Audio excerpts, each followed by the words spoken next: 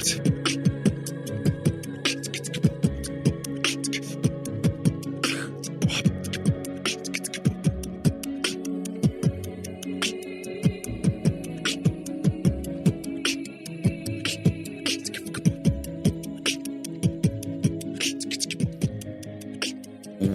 to Warcraft Reloaded, a podcast brought to you by Mash Those Buttons, covering World of Warcraft Classic and its community. I am Bobby, also known as Blazin' Bob, and once again, we're joined by Mel, aka Melarina. How you doing? Hey, I'm good. Saturday. Weird. And we are also joined by our Season of Mastery on-site correspondent, Duranasaur. How you doing? I'm doing phenomenal. Glad to be here. Glad to be corresponding. Glad you're here too. And joining us again, it's been a while since he's been on the show, but welcome WillE to the show. Hello again. Thanks for having me on. Yeah, WillE's had quite the banger of a day. He just a few hours ago did the Dalaran Sewers podcast with Ruggs and Scotty J. And now he's doing another podcast. This man is a machine. You're really getting around here, huh? Been cheating on us? Exactly. Guess who doesn't know how to say no? Oh, yeah. Well, like when I asked you, you were like, oh, I said I would go on the other podcast. So I was just like about to ask, okay, well, you want to try for maybe next week? And you're like, can we just do it an hour later? I was like, oh, okay. Let's do it. I was like, yeah, you know, it's your show. I can, an hour's fine. You know, I'll manage. Well, we definitely appreciate it. So the show today, we got one new review. We'll let Mel read that here in a second. I also want to remind everybody we stream live on Twitch, twitch.tv/BlazinBob. That's BLAZZINBOB. Come join us live for the crazy shenanigans. As far as the show goes, we'll talk about what we've been doing lately, get everybody's kind of raid progress in Sunwell, and Duranasaur can talk about Season of Mastery and AQ. Then we got news, we got an interview with Brian Birmingham, we got a breakdown, and then a couple other small pieces of news, and then that'll end the live show, but I'll be putting on a pre-recorded interview with Ruggs at the end. So it's going to be a crazy good show. So strap in. And Mel, we had a review. We did. It's from Domain, and it's on iTunes. He said, great people equals great podcasts. The only problem with Warcraft Reloaded is that it only comes once a week. The content of the show covers everything you'd expect a classic WoW podcast to cover, including a lot of personal experiences that the hosts and guests are having in the game. Now, in some cases, this kind of anecdotal content can be a turnoff, but trust me, you'll fall immediately in love with Bob and Mel, and even Yip. Smiley face. And if you're like me, you'll start to feel like they're your buddies from way back. And that's ultimately what makes this show great. The hosts are just good people, and they bring on other good people as guests.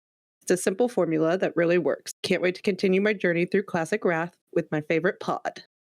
Oh, thank you. Thank you. It's the best compliment, because that's what the show really, it's what I always love in podcasts, is when I feel like I'm in the room with them. And so to get that compliment really means a lot. Thank you. And we do have pretty good guests, you know. All right. That was a nice message. Yeah, that was nice. I'm telling you, the podcast, like it's two different demographics. Podcast listeners that listen on audio, and then YouTube watchers and listeners. And podcast people are really nice. YouTube people, it's not as, forgiving. Yeah. Oh, all right. Well, what's everybody been doing in WoW lately? Who wants to go first? Other than Sunwell? It involves Sunwell. I can start. Okay. So surprisingly, with the Sunwell being out, I've been doing the Sunwell. Been working towards getting everything unlocked on the Isle. I feel like our server's kind of behind. We just got the badge vendor open yesterday, and we don't have the gems yet. I don't know if Oh. anyone's got the gems open on the IO yet, but No. it really started to slow down. Like I thought we'd have everything open in a few days, but it's been it's gone on a little bit. It's been weird. Like go on. Oh yeah, I was just gonna just interject there. It feels like only the new dailies that release are working towards the unlocking. new goals. Yeah, because like that's how it works. Yeah. Okay, because I've been doing all of them on like 2 or 3 3 characters, and it's just like it went. We got it. The first one opened I think it was like by that night or something like that. Yeah, same day. Yeah. It's like the first set you need to complete cumulatively of the server, like, I don't know, 200. The second set's like 1,000. The third set's something ridiculous, like 4,000. Yeah. And I don't know. I don't have the numbers, but, it takes a lot more. Other than that, Sunwell, obviously, raiding that on the Ret Paladin. So far, we got Muru down, which is very nice. We got our second kill yesterday, where we managed to get him down in about 8 attempts, which was really good. And currently working on KJ. So hopefully he goes down and I can loot the sword. That'd be great. Oh, there you go. Definitely. Than that, been doing some dailies for gold, and that's pretty much it in the WoW world for me. How has your progression in Sunwell gone? It's pretty good. The guild generally prepares for stuff really well. Got good people organizing stuff, good roster. There's one raid group though, so people are swapping in and out depending on the fights, and so everyone can try and see encounters. I think first night we got up to twins. Second night got twins, and then spent it on Muru. I think the following night they got Muru down, and then we've just been working on Kill Jaden since. Dude, I have heard even really good guilds have took 20 some wipes on Muru. I heard it's tough. He's the most difficult boss by a very large margin. I would venture to say, because it's a weird skewing of the guilds that have full cleared since it was actually released on live servers. If you actually force them to do all their progression on live servers, with everybody else that's now finally getting into Sunwell, and you took away that PTR experience, all of those top guilds spent their first 10 hours of Sunwell progressing through the bosses and trying to just kill bosses like Twins and Muru and KJ. The difference was that because they were able to spend 15, 20 hours on the PTR, when it actually came out, they looked really, really good. But that's where a lot of I guess second tier or more normal guilds are going to be in the next coming weeks, right? After they've been able to apply those hours, they're going to look pretty close to, I think, some of those top guilds. Yeah, it's something we always forget when, if you're not doing the PTR, you're not going to be even close to the others, that's just the way it is. And yeah, I still wish that they just wouldn't have the PTR up, or at least let the bosses come out buggy. I'm cool with it. I just want to see something interesting. And, I do love seeing the intricate plans they've come up for speed. I thought the SSC engineering jump was one of the coolest things I had ever seen on a launch of a new raid. But it's just I still would just like to see a little bit more progression, and we'd get that if we didn't have the PTR. Yeah, because I feel I don't know, because a lot of guilds didn't stream their PTR experience, but I would venture to say that if you had, like you said, if they had released Sunwell without any PTR available, that even those top guilds, it would have been a day, a full day before they were actually able to kill KJ. Most of them were going in and they were wiping on, even off the get-go on Calcigos, and then on Brutalis for hours and things like that. And it's unfortunate that when the official race finally happened, that it was just whether or not you were able to devote a bunch of time to the PTR. That's what determined, I think, at least the top 10 placings or whatever it was. Yeah. Yeah, it's PTR and testing skips, basically. Yeah. How much trash could you do? So World First was under an hour, which is unreal. I think top 3 were under an hour. Yeah, which is incredible pace, really. Out of this world. But I just think, and it's a bummer that so many guilds don't allow any of their people to stream the PTR, because I'd just love to hear how the top guys and gals work out like those problems. I'd love to see how they do it. And once when you see it day one, you see the actual product finished instead of getting to see it get built, so. Yeah. But I get it. Like, they are trying to compete and they want to keep, their secrets safe. So, what are you going to do? Yeah. I mean, personally, I think there's a whole discussion around the guilds that speedrun, they're not making the most of it, put it like that. And trying to make it. The thing is, the guilds on retail, who compete for Race to World First, they have like 3 events a year, and they can stream outside of that, and they've got enough sponsors, and they're big orgs, and they can make it a thing. I think the guilds in Classic are really missing the mark by sort of holding everything back. They need to make it as community focused as they possibly can, but I don't think they will. I think they're just going to carry on as they are at the moment. Yeah. Which is a bit of a missed opportunity, but it is what it is. Yeah, I don't know. I feel like the race could be a lot more exciting going forward if they just stopped doing that.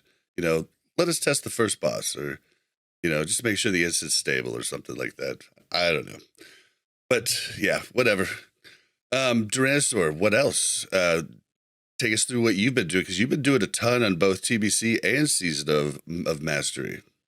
Yeah, Season of Mastery has been kind of just raid logging for the most part right now, because AQ40 is still not out yet. The war effort did start not quite a month ago, I think around 3 weeks ago. And from what I can tell, no servers have unlocked AQ40 yet. And part of the problem, and I think we'll get into this later, is that the auto completion aspect that they sort of like introduced right at the get-go of the war effort has not actually been working. So guilds guilds that were sort of they were gonna like kind of play the system and like let some of the auto completion go and then like finish off the resources, like they're now realizing like it wasn't working, so we can't finish it when we thought we could, my guild included. So until then, most guilds I think are just doing kind of what ours is doing, which is just farming Blackwing Lair, Molten Cores, EGs and stuff, and just prepping for AQ40, which is, I think, going to be a ton of fun. I'm really excited for it. We got to PTR the different hard modes, and even with that, there was no PTRing of Cthulhu, and they announced that we're going to get pre-nerf Cthulhu. So that's all going to be a ton of fun, and we can chat more about that later. But for now, it's just sort of raid logging, farming war effort mats, and doing that stuff in SOM. And then TBC Sunwell progression has been the big thing. The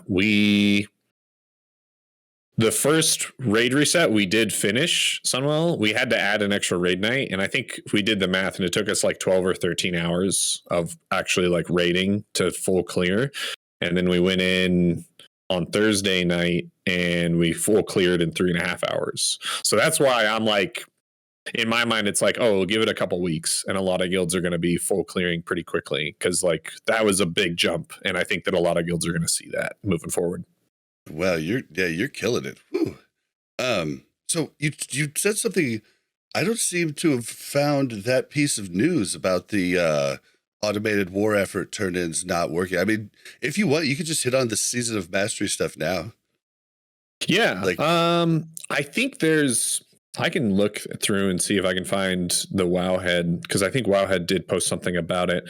But essentially, it wasn't like all the war effort was broken. It's specific items, which makes it almost worse in a sense, because instead of it being like everything's slow or there weren't as many materials added as we thought there were, it's like, oh, there's 0 linen bandages turned in right now.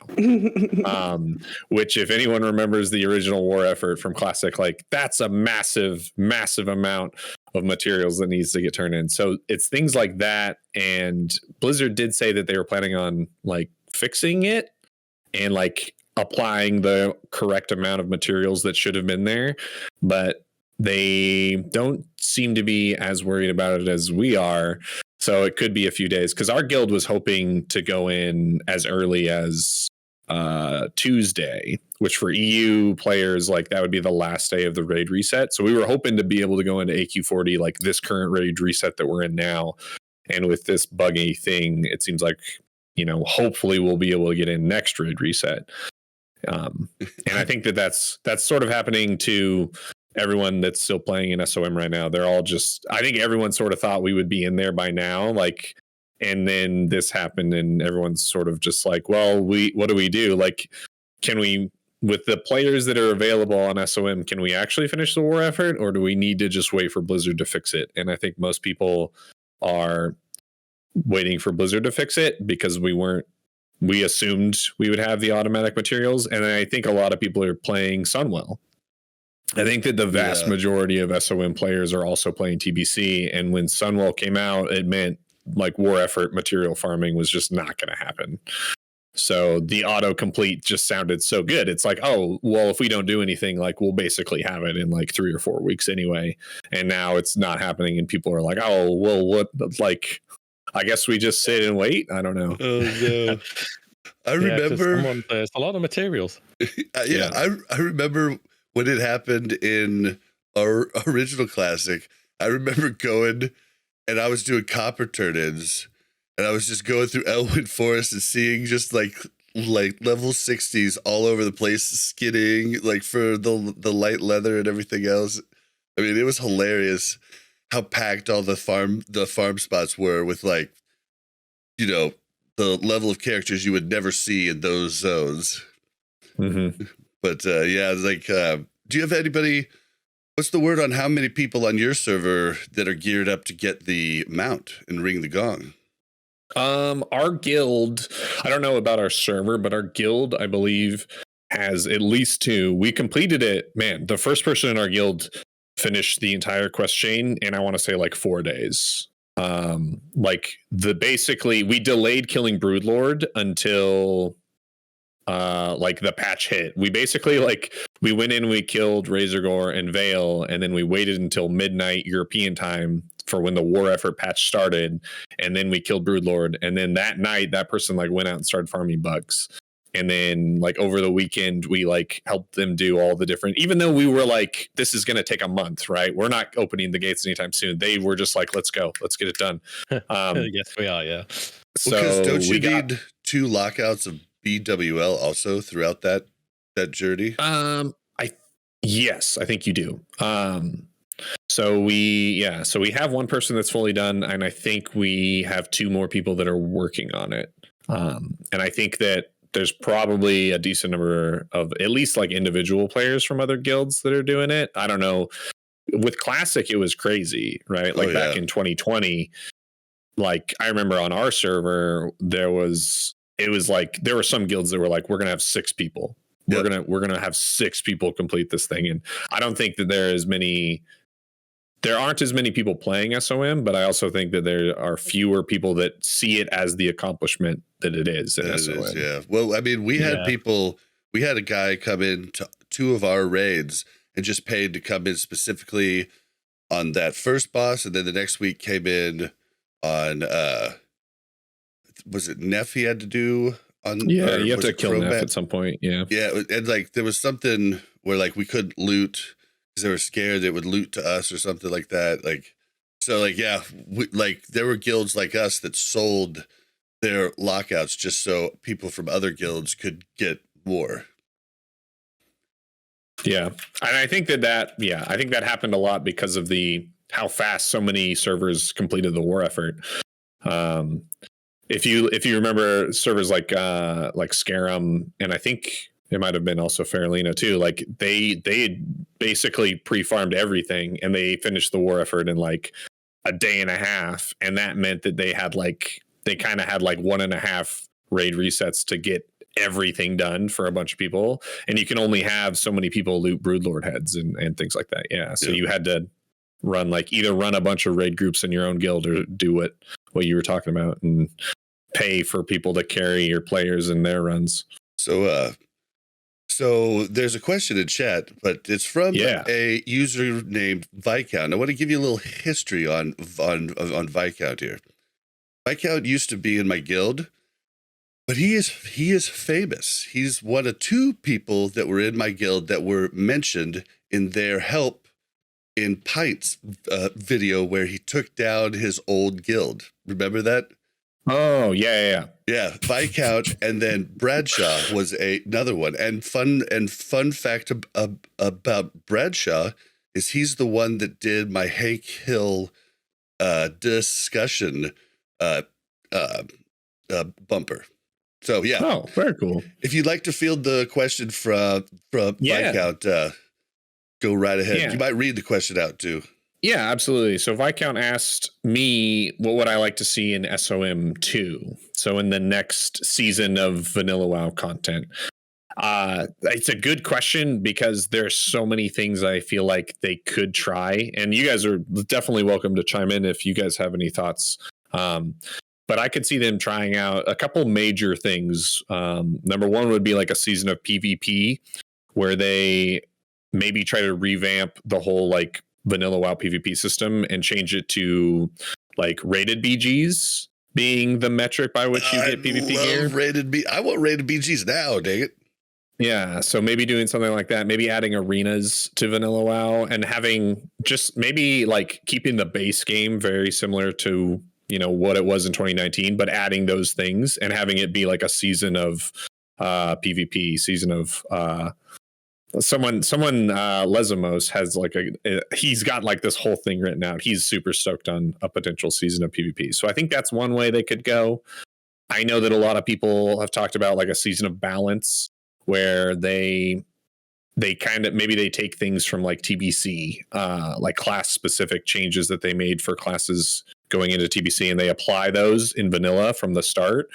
And I hope that if they do that, they keep it very minimal, and they just, instead of like trying to like tweak a bunch of little things about classes, just sort of like add like the paladin taunt, right? And then, you know, take just like very small details that are like, there's a reason why certain classes and specs don't work as well, like in raiding and stuff, but there are potential ways for them to like make them just good enough that guilds would have a reason to bring them, right? And it's things like providing more raid buffs or providing like group buffs and things like that. So like taking away the debuff limits and buff limits, and I've heard people just say, hey, just like see what it's like, you know, with just level 70 talent trees and just let it go. Like I just wish that pre-patch had been longer so I could have played more with that. Like I never got to raid Nax with all the new talents.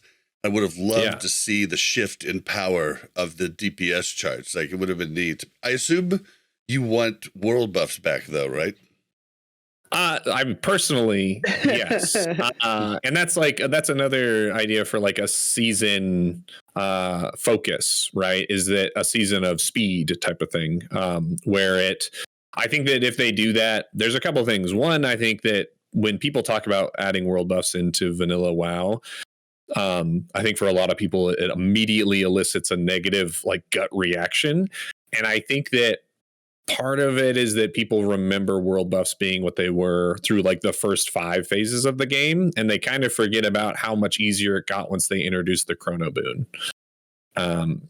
So I think that's a big thing that makes it a lot easier.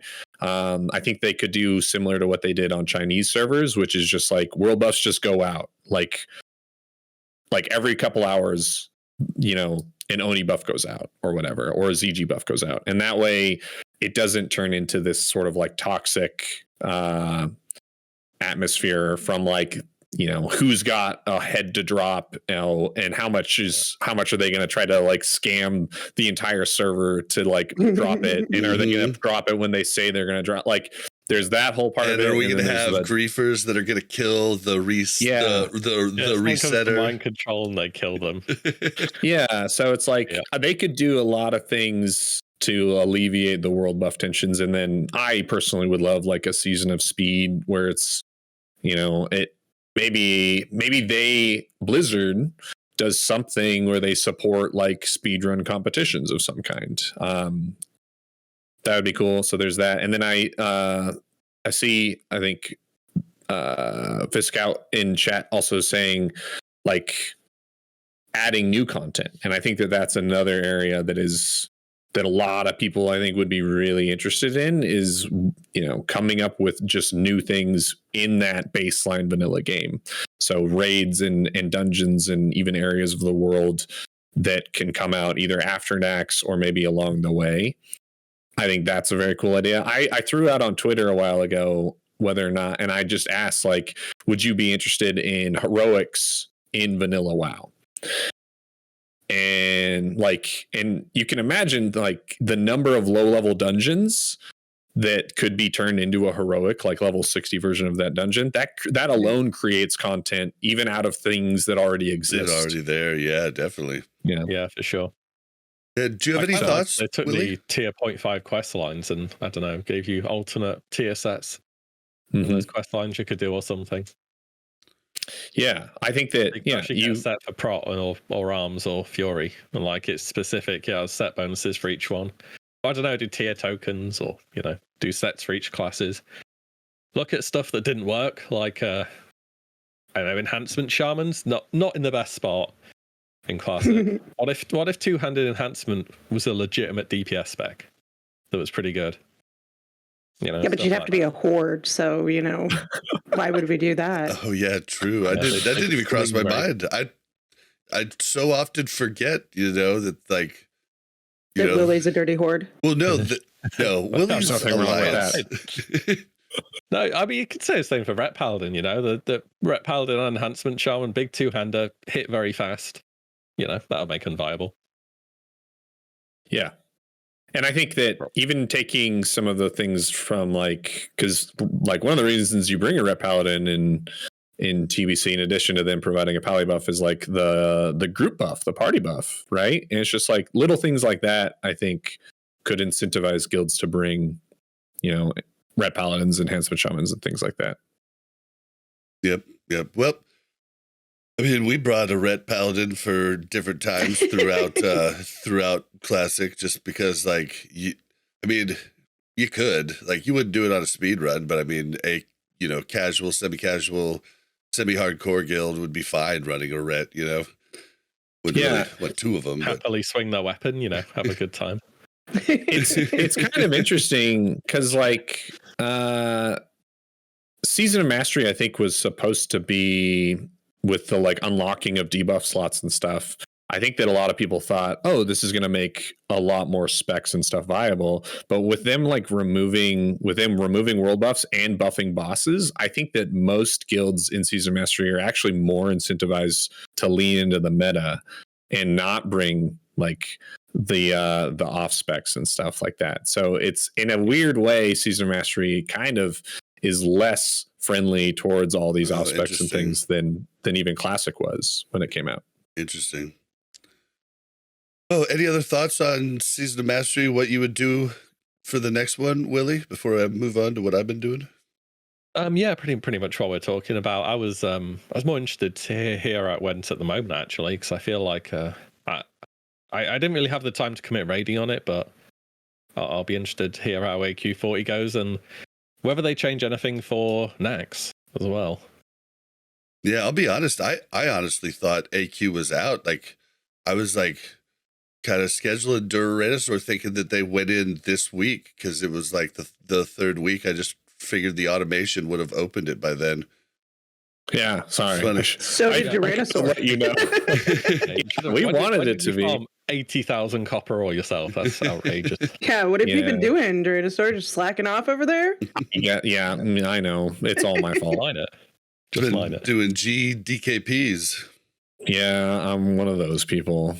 Was that that one you did right before coming on the pod? Was that North? I heard in the chat. I don't. There was someone named North in the raid, but I don't think that was North the mage. Okay. I was just curious. It could have been. He plays on Faralina. Yeah, he does play on Faralina. I swore I heard his voice, but could be crazy. For me, what have I been doing this week? I've been doing a lot of PvP. I finally got my 2 characters. I banked everything so I could start season 4, like, with all the gear from the last season. So I'm pretty much BIS at the moment, which I've never got to start a season like that. So I've been doing a bunch of that and been having a good time. But boy, we told you about them changing the arena points that you get weekly a couple episodes ago, and it was supposed to work at the very last points you got for season 3, but it didn't. But boy, it worked this week, man. Like, so I got one team to 1325, and I got 1,138 arena points. My calculator said I was supposed to get like 530 or something like that, so it was over double. Like, it was just nuts. Yeah. So that was really cool, and yeah, I'd encourage everybody, like, if you need something, like, or just like, get 10 games in, because like they've basically made it so you'll see a bigger upgraded points the lower you are. So they're trying to they're trying to make it like it's what I asked for from the very beginning. Like, incentivize bad people to keep playing. Well, yeah, and like the rich get points, get richer. You know what I mean? Like, they get so many more points, like in the 2K range, comparatively. By week 3 or 4 of the season, they're geared with the new gear, and your poor other guys have gotten one piece, and it's supposed to be skill. Like, I understand you want to work for your gear, but it's supposed to be skill. So, and I know there's people that can do it naked and do it well, but most of us aren't those people. Like, so yeah, it's fun to get gear. That's why I don't play. I don't like to embarrass people, I'm just so good. But yeah, that's all. It's not that funny, Duranasaur. How do you know? Oh, sorry. Yep. But yeah, that's all I've been doing this week. I haven't really done any PvE. Unfortunately, I didn't get to raid this last week, but Mel did. Mel got to raid. So you want to tell us how Varg raid went? Oh, sure. So I was actually late the Tuesday one. My dad's in city council, and he had his campaign event to get reelected. Yeah, I almost got a ticket, like, speeding her home. I was going 15 miles over the entire way. I was like, I'm trying. Well, if you got that city council hookup, you're all good though, right? Not once we get back into Kansas, though. Like when we cross the border, it gets a little. But yeah, I had to just drop her off because I still had to stop at the store. So I just sped her home, dropped her off, and then ran to the store. But yeah, it was wild. Yeah. So I got in.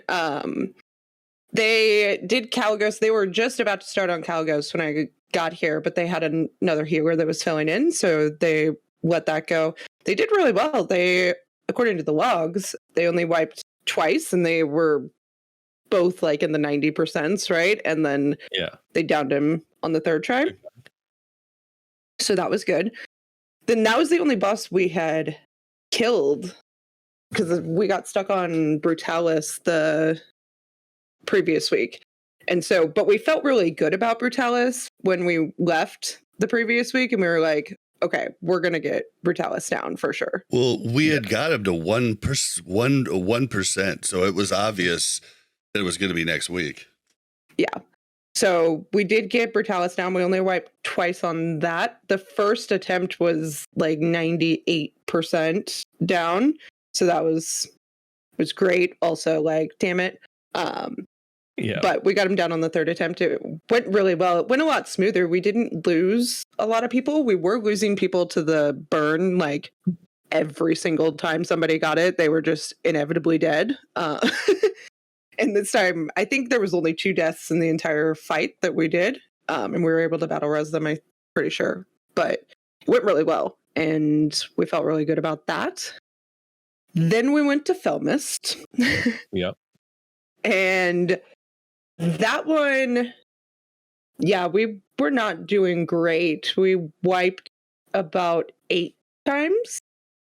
And a lot of them were like 10%, 15%, like killed, right? Like we weren't making much progress. Yeah, but 8 times is not much. Like if you downed him on the 9th, that's pretty dang good. Felt like, it felt like we weren't making much progress because the first 6 attempts, I don't think we got over 25% damage in. But after that, we started to progress, and I think it kind of clicked with everybody where their roles and responsibilities were. And we did down Felmist on the 9th attempt. Oh, there you go. Yeah. So that was great. So that was Tuesday. And then Thursday, we went to do Elder War Twins, which was so fun. And I think there was a lot of learning curves there, right? I think people accidentally took threat a lot of times, or people's line of sight was off a little bit. So this is the one where, like, I think as a healer, we stood up on the platform, right? And that's the one. Yeah, and so the melee and everybody else, like, it was hard for us to get them in our line of sight at times. I did at one point just walk off the ledge when we were trying to reset up for the next pull. That was a great moment for me. Oh, no. You ninja pulled? Yeah, I did. It's fine. But yeah, so we wiped about 14 times. Then we killed them. So there you go. Yes, so we did get the twins down. So we were very excited about that. At that point, we had, I think, 10, 15 minutes left in our raid time. And so we said, okay, well, let's just clear the trash to Miru and just get an attempt on him. We knew we weren't going to down him, but we thought it'd be better for next week if we had at least seen some of what that looked like. So we went and we got an attempt on. We lasted about a minute, but we got to see some of the mechanics and some of the things. So I think that will go well. So yeah, I saw Def Camp wipe on Muru so many times, but it was kind of frustrating for them because they only had 6 healers that night. So they were actually able to get twins down with 6. But then, there was a bunch of different, thoughts in their raid and everything else. But, he really felt that, the 7th healer was, pretty necessary for at least their raid composition. I mean, 6 isn't a lot for anyone. In the Sunwell, in general. Yeah. That is not a lot for progression clears. Yeah, we've been 7 healing the whole time. I'm surprised you did twins with 6. No, we didn't. No, we didn't. Def Camp did. Oh, right. Def Camp and just in general, though. Guild. Twins with 6, because healing on twins is crazy. It is indeed. They do a lot of damage. Everything in there does a lot of damage. Yeah.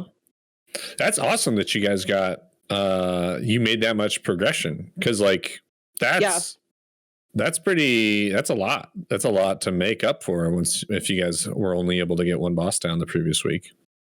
Yeah, it was a lot of wiping. Good pull count as well, to be honest. Yeah, no, that's the other thing. Yeah, lots of guilds are taking way more pulls on Felmist and twins their first time there. Yeah, I honestly think Varg would often be right up there with the quicker guilds if we raided 4 hours 2 nights a week instead of 3 hours. I mean, that extra hour, I think throughout the entirety of TBC, we would have been above the curve, and even in Classic WoW too. And that's what a lot of guilds do, is 4 hours 2 nights a week. However, I do feel like our guild's attention span at about 3 hours is kind of our max. We're giving it our all, right? Well, and also we have a lot of people on the East Coast. I mean, the majority is on the West Coast, but our raid time is pretty late. Right. If the Varg raid time, our time. Yeah, if it was 7 our time, I'd be so fresh throughout the entire raid. Yeah. So I couldn't do 4 hours. I don't think. I think it would. Like I can occasionally, we'll run over if we're like really close to killing something or whatnot. But I have to work in the mornings and I already get done at midnight, and there's no like just going to lay down in your bed right after you finish a raid. Yeah, you gotta and like being like, calm okay, down. sleep now. Yeah. Gonna decompress a little bit. But yeah, I mean, I felt really good about our week. I feel like we really made some good progress, and people feel confident about the ones that we killed. I was surprised that we killed Caligos with only 2 wipes, because we did that one on Tuesday, or the previous week, right? Yeah. And it was a hot mess. It was like we killed him, but we were like, I don't know if we could recreate that, scenario again. I think there was like 2 people alive or something crazy. I think it was at least like a third of the raid was still alive. I think. Know. It just felt like there was nobody alive, but it sounded like it went much better this last week. So that's awesome. Yeah, it seems like Sunwell is healer intensive and like really putting these healers to the test. So yes, there's a lot of healer blame going around, which I would like to, talk about, because no, I'm just kidding. No, we were on Twins. Do you want to heal? Do you want to heal? No. The best is we're on Twins, and in the healer chat we're all talking, and we're like, okay, what can we do differently? And we're like, hey, we've had about 6 wipes and it's not our fault. Nobody's blaming us yet. So, usually it was somebody pulling aggro or something else. We're all like, it's coming. Don't worry, it's coming. We'll get to the point where it'll be our fault. But yeah, I mean, our healers really stepped up, and we've got great healers. Yep. Well, I think definitely for Varg, I think definitely Muru goes down next week for sure. So guys are looking good. Yeah, so that takes care of everything. Let's move into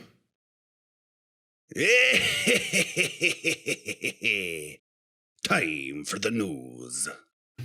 So first up in the news, the biggest, juiciest topic was the interview with Brian Birmingham. I always hate these ones that are, I just wish they would do, like, I love Josh's interview with Brian because it was live, but yeah, you do get a lot more concise answers this way. So you at least have that. So, so the first thing that they talked about was, it's like they're really like digging their heels in on the random dungeon finder or dungeon finder.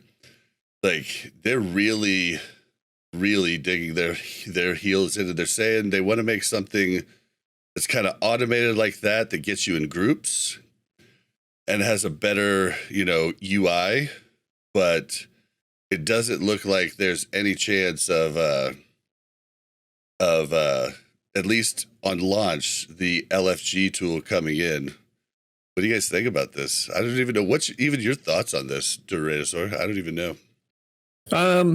I've been pretty neutral about it. I see the benefits of them having it, especially for anyone who plays on a lower pop server. I think one of the issues that players are having these days in regards to like server population and stuff is like, if you're on a low pop server and you're with a guild and you're happy there, you run into problems of like, well, we're happy here as a group, but anytime we want to do stuff outside of the guild, like we want to pug, we want to do anything, it's hard because there aren't very many players here.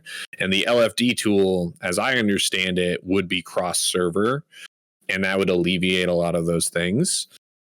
But on the other hand, like it's been years and years of hearing from the larger WoW community that that's what ruined the game, right? Like that's been like kind of shoved down our throats, right? That like, oh, it's as soon as they introduced this LFG, like that's when WoW started taking a dive. Well, see, and it's been really interesting hearing both sides of the conversation now about it. Yeah, well, let me interject with that, because I honestly think a lot of people are looking for Dungeon Finder and looking for Raid Finder confused, because I always felt that looking for Raid Finder was what really like was the start of the downfall, because that's raids, and I feel like you should have to do those. I only thought that looking for Dungeon Finder, I thought it was a great tool. I loved it. I just wished it was server only. That's like really the only thing that I wished they would change. Like that was my whole thing. I just wanted people to be accountable, and I wanted to possibly be able to recruit somebody you met in a dungeon. And I know everybody says that doesn't happen now, but it does sometimes. Like, and either way, like, I mean, for instance, Varg had a problem yesterday with a two guild members that were griefing the towers in Hellfire, right? And they were making it so that the horde flippers couldn't flip it over. And so it's like we're on basically a PvE server. Like it's not like you're doing PvP. And they were extremely mean about it to everybody who asked them to stop. And everybody in the guild just was getting blown up, right? And that's the type of thing you would get if somebody ninja'd loot in a LFD, you know? So like, I don't know. I think that's just my thoughts on it. I think like they confuse, because I think looking for Raid Finder is horrible. I do think that's horrible. But looking for Group Finder, I really just wanted it same server. But do you have any thoughts on this? Like while you were gone, Willie, we talked about how Brian sorry about that. Dug in his heels and said that they're not going to do LFD.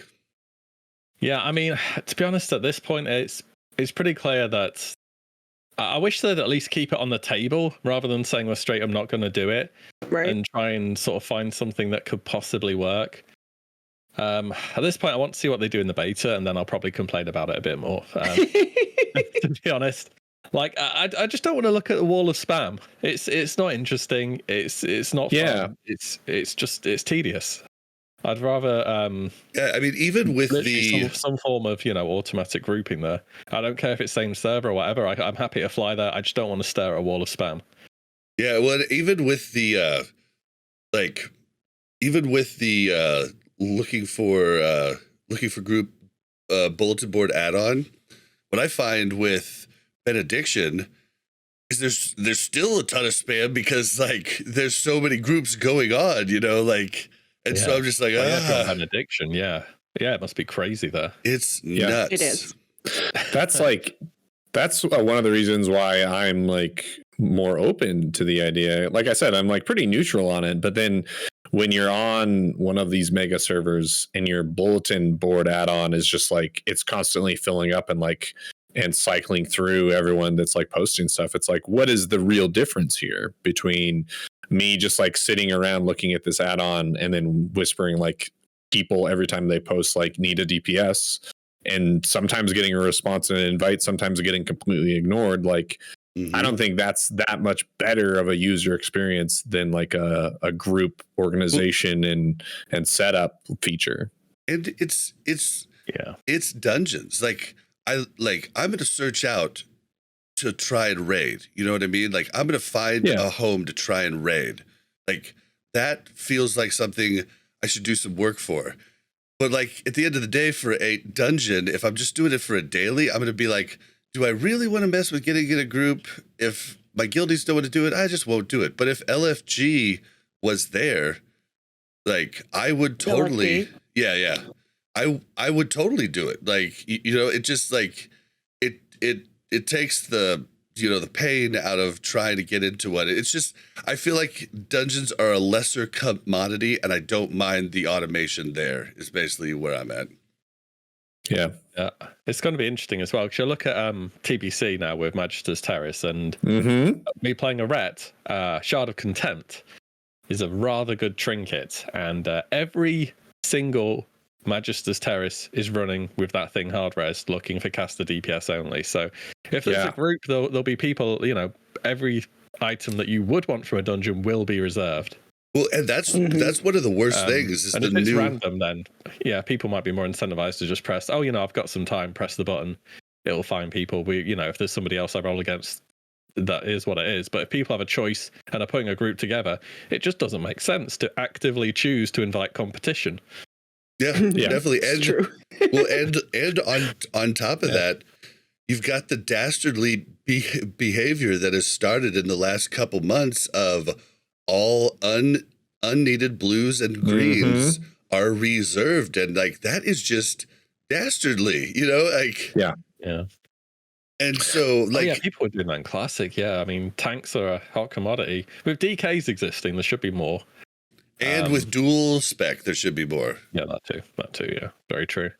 Yeah, I was going to bring up Magistrate's Terrace as well, because my alt's an enhancement shaman, and it's like I still don't have shard. You gotta get shard. I have to get it, and I just sit there staring at the bulletin board, and it's like hard reserve. Oh, there's one that's not hard reserve. You whisper them, and they're like, "Do you need shard?" And you're like, "Yeah," and they're like, "No."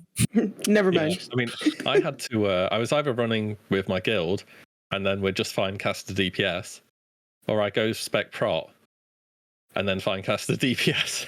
Yeah, so that's all I did. But yeah, you just have to keep running it till you get it. Really, it's.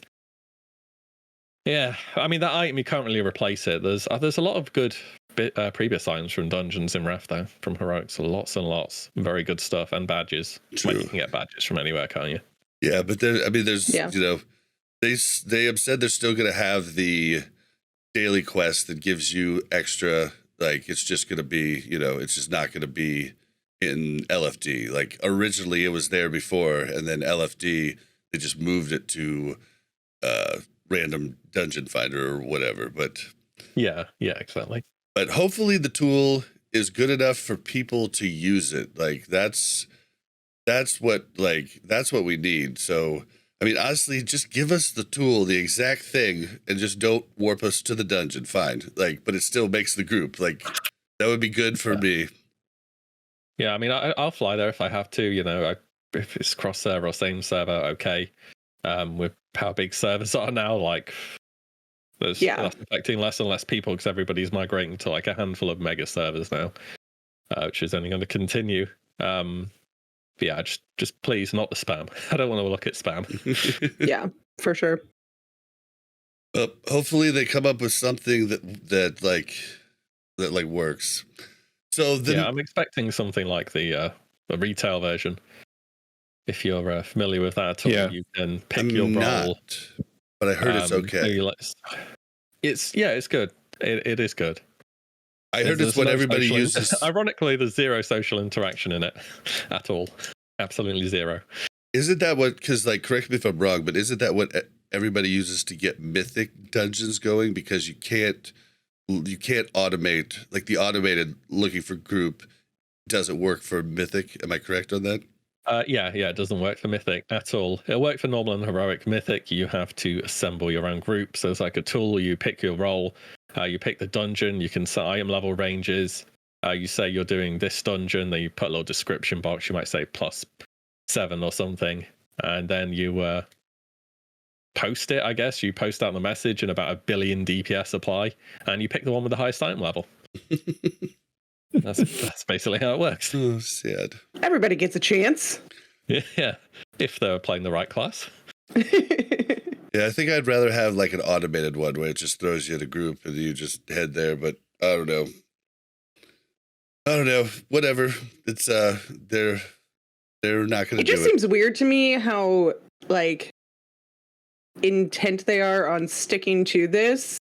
With all of the complaints, and I know there's been arguments on both sides, right? There's no clear winner. Everybody's got a vocal minority of their opinion here, but I just feel like it's a strange thing to be like, it will absolutely not happen, right?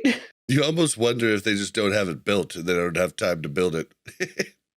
Yeah, but they're going to build something completely new, It was funny. I don't know, because during Josh Corbett's interview with Brian, when Josh asked him about LFD, Brian was like, he said that the team had been the classic WoW team, even as early as back in before Vanilla came out, they had started talking about hey, if we ever get to Wrath, what about looking for dungeon? And unanimously they were like, well, no, we're not going to put that in because players don't like it. So it's been it's been 3 years of them being so confident and so sure that players don't want it and that they're not going to put it in the game. And then I think as soon as they announced that and they got all this pushback, they were very surprised. Oh yeah. Yeah. I honestly think they'll be really taken aback by their response. Like, it's been said years upon years now that LFD has been only a bad thing to Blizzard. And there was an LFD add-on at the start of Classic, and Blizzard specifically made a blue post saying this doesn't fit Classic, and it's like the most voted blue post I've ever seen. It's got like 1,600 upvotes for a Blizzard poster, and now they are. And during the announcement, they show Wrath the Lich King, the cinematic, and one's like, "Oh, that's amazing." The first thing they choose to say afterwards is, "Hey guys, great news! We're removing the LFD," and people are like, "Hold on." Oh my gosh, people raged. Yeah. Oh, So yeah. And I it's wonder, like, when we get to Cat and not if, it's going to happen. Trust me. Will people be like, "Oh, we need LFR now"? that's what I'm saying is like, when it first came out, nobody said this is a horrible thing, right? And it's like people looking back on it after so many years of the game evolving, saying it's a bad thing. But then now at the same spot that we're in, that we're moving on to Wrath, it's like, yeah, I would say the majority of people that I hear want LFD. There's a small portion of people that I think are still very against LFD, but even people that I think would have said no LFD at the beginning of Classic launch, I think a lot of them now are like, well, yeah, obviously we want LFD. I think a lot of that is because so many, like the bulletin board add-on and so many other things, are player driven, like pushes in that direction. And Right. I think that it's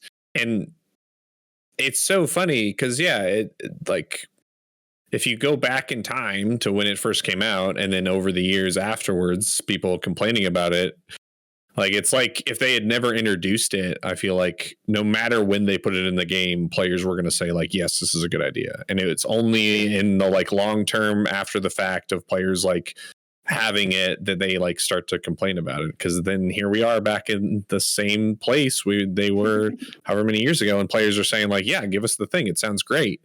And I think it's because players do actually like it. I mean, I like it. I just wanted some tweaks. Like, I think everybody's trying to find where WoW went wrong, right? And I don't think it was one specific thing. I don't think, and I'm not saying, I know there's still a lot of people that enjoy retail, and that's fine, but I think it's just people evolving too, right? And the player base wants X, Y, or Z, or doesn't have as much time to do this and that. And it's a very different, Classic is not the same as when we played 12 years ago, right? Like, it's just not the same game. Yeah, definitely. Yep. Definitely. But the next thing in the news is they're thinking about changing raid lockouts. So for anybody that doesn't know, WillE has a great video. I'll try to link it here in the show notes for when this comes out. But it's of how each raid tier changed dramatically. It's a really good video because it goes in, we start out with 10s and 25 mans, then it goes into hard modes in Ulduar, then TOC goes to 25-man hard mode and normal, 10-man hard mode and normal, and then in ICC they did something with a buff. Yeah, he goes into it a lot more in detail, so we won't do that here, but I'll link it in the notes. But there's a lot of different changes. But for me specifically, I remember why I burnt out in Wrath, and it's because of the change they did in TOC. And this is what they're thinking about changing. TOC, it made sense to do all 4 raids. Normal 10, normal 25, heroic 10, heroic 20, 25, just for the sheer gear. Like, you got gear fast, and like it almost made it mandatory for the really good guilds. And I remember just being like, I don't want to be in this instance any longer. So they're thinking about making it to where heroic and normal share a cooldown, so you'd only be able to do 1 10-man and 1 25-man a week. And they've also talked about possibly making it to where you could do a hard mode, like you could choose on each boss to do hard mode or not. Yeah, I feel like that's choosing interesting. on each boss is a little like I feel like you need to commit and pick one at the beginning. I don't know. I think the It's- whole yeah. Hardmode idea with they'd have to really significantly change fights, and I just don't see it happening. Yeah. It's a lot of work. Yeah, even if it was the- going to be wonderful, it's too much effort to put in. I feel. Speaking of Scotty J and Rogs before, actually, Rogs brought up some pretty good points about the whole full reset thing, and basically thought it was okay as is. Because he reckoned 10-man normal just isn't really relevant content for a very long time, so you're going to start skipping that out. And then between the other three, it takes a few hours. Also, that he mentioned, if they did share a lockout, one of the best, well, loot-wise, one of the best things about Trial of the Crusader was the trinkets, which stacked between normal and heroic, which are super powerful in Abyss for a lot of people. And if they share lockouts, you'd have to specifically do normal just to try and get trinkets when you may be capable of doing heroic and getting better loot for everything else. And that's That's fair. something which they Interesting. changed in ICC so that trinkets don't stack between normal and heroic anymore. Oh, I so wonder- maybe they'd have to have that change in. But I mean, if we're on the last patch, that change might be in. They might not stack. Yeah. I mean, that's the thing. Blizzard historically have really liked doing stuff by the last patch because they say it's the most complete patch. It's, if the developers back in the day had the power, they would have chosen that patch. And the last patch says 10 and 25 normal and heroic share lockouts, and trinkets do not stack between both difficulties. So they may port both of those backwards, which will change things up. Yeah. Yeah. Yeah, I do feel like running the same raid 4 times a week, though, is just kind of tedious, right? Like, I don't know. Yeah, I think then, and I think there might also be some merit to making people choose and having there just be like less gear available because of it, and having that be like an artificial way of increasing the difficulty moving through Wrath. Because if you can imagine how sweaty players have been already with like classic and classic vanilla and classic TBC, like we're going to go into Wrath and there's going to be guilds that do like they'll do split runs of each one. So they'll probably have like between like one like 25-man raid roster, they're going to have everyone have 2 characters, and they're going to run 2 normal 10-mans, 2 normal 25s, 2 heroic 10-mans, 2 heroic 25s, all to gear up just like 25 characters. And that's It's okay. that does not sound fun For anybody, because there could be people listening to this that don't know what a split run is. It's where a guild splits up their main raiders, and then people's alts, or maybe even just other people in the guild, come in and don't roll on loot that any of the mains need. And so therefore it just gets them geared up a lot quicker. I'm sure most people know what splits are, but just in case, I thought I would explain it. Yeah, for sure. Just optimizing loot. It's like, imagine how many people these days in TBC want Dragon Spine Trophy. You're going to get that on all your melee, and it's going to be the same with the Trial of Crusader trinkets. People are going to be split running like mad to get them. Yeah. Yeah, well, I don't know. For me personally, I kind of like the change of having to choose heroic or normal. But it will definitely cause frustration for some guilds if they jump to heroic before they're actually ready. So that'll be kind of a bummer. That's why being able to change fight by fight would be kind of cool. Like, you could be like, okay. Or just being able to change after you've already committed to heroic. Be like, all right, well, this isn't going to happen. We've got this far. Let's switch it back and just get the rest of the raid done or something like that. The other thing they talked about was ICC. I guess ICC had a buff that increased every week that made you stronger and stronger. And they were talking about maybe ways to choose what buff you want to make it harder or easier. But would anybody do that unless there was a reward for it? So the buff back in the day, the raid came out, a few weeks went past, or maybe it's more than a week, and there was this buff that made you do 5% more damage, 5% more healing, 5% more absorbs, and then every week or two that went past it, another 5% was added, all the way up to 30%. So considering basically from close to the launch of it, having it being up to 30%, and you can choose which one it is, but everyone's just going to pick 30% because it's easy and you get the same reward. So why wouldn't you pick 30%? I know I don't really see the point. I guess just roll it out as it used to be, and I mean, only instead of just having the buff off or on, then you can choose it once it's already past a certain threshold. Yeah, maybe a title or maybe a mount would give it, or maybe couple like a extra piece of gear. The lower you take it, the lower you take the buff or something. Maybe I don't know what would entice people to actually do the harder one. Yeah, I mean, there's already a lot of rewards built into it, so I don't really think you need to change it, to be honest. Yeah, I agree. I think it's okay. Okay. And you can just turn the buff on or off. And if you're struggling, it'll catch up eventually and be 30%. Might take a while, but it'll happen. All right, well, the other thing they talked about was race change and faction change in Wrath of the Lich King, and okay, they're not going to allow it, I guess. The answer they gave, I'm like, Brian, I get you with a lot of stuff, but role playing, come on, man. Like, the example he gave, right, of it doesn't make sense that a Tauren can turn into a gnome. Do you know what Orb of Deception does? It literally turns Taurens into gnomes. And gnomes and into only Taurens. Taurens into gnomes or vice versa.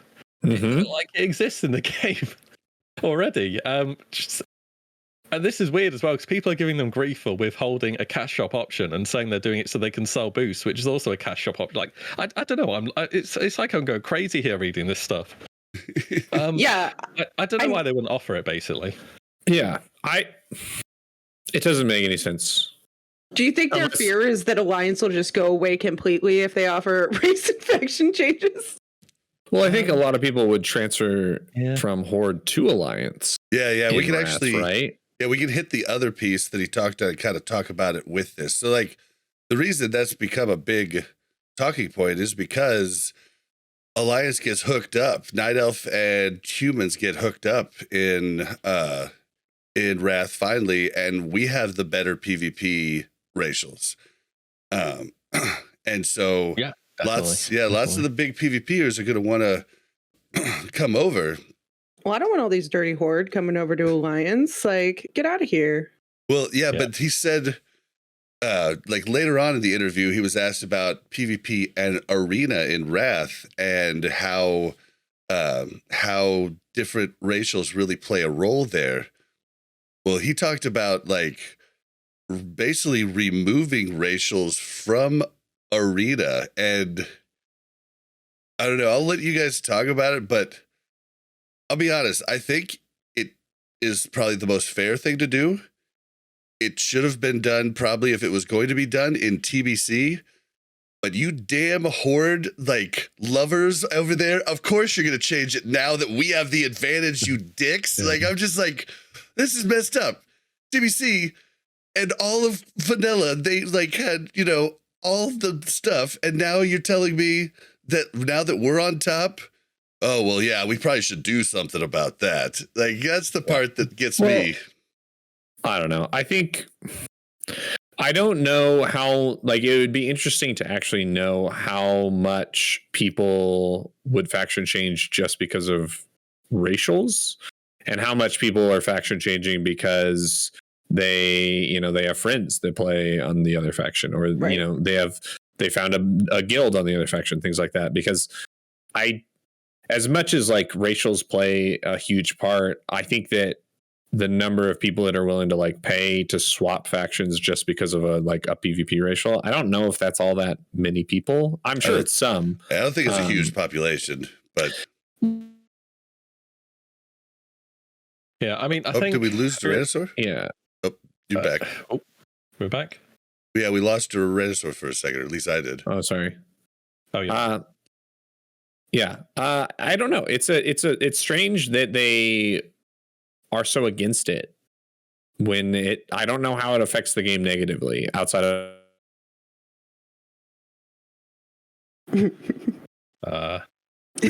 outside of what? We lost you at the very outside of. Oh, outside of just from RPing. Okay. From role playing. Yeah. Like outside of role playing, I don't know.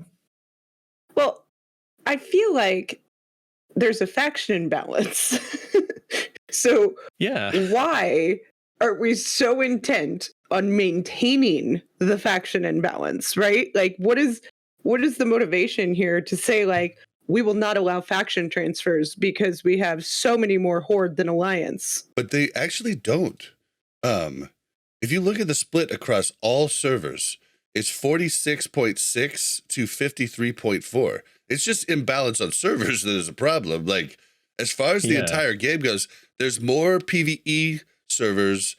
Like, the PvE servers have a larger Alliance population, and the PvP servers have a larger Horde population. But across the whole It's game, because everybody that went through phase 2 in Classic was just like, F this, I'm going PvE.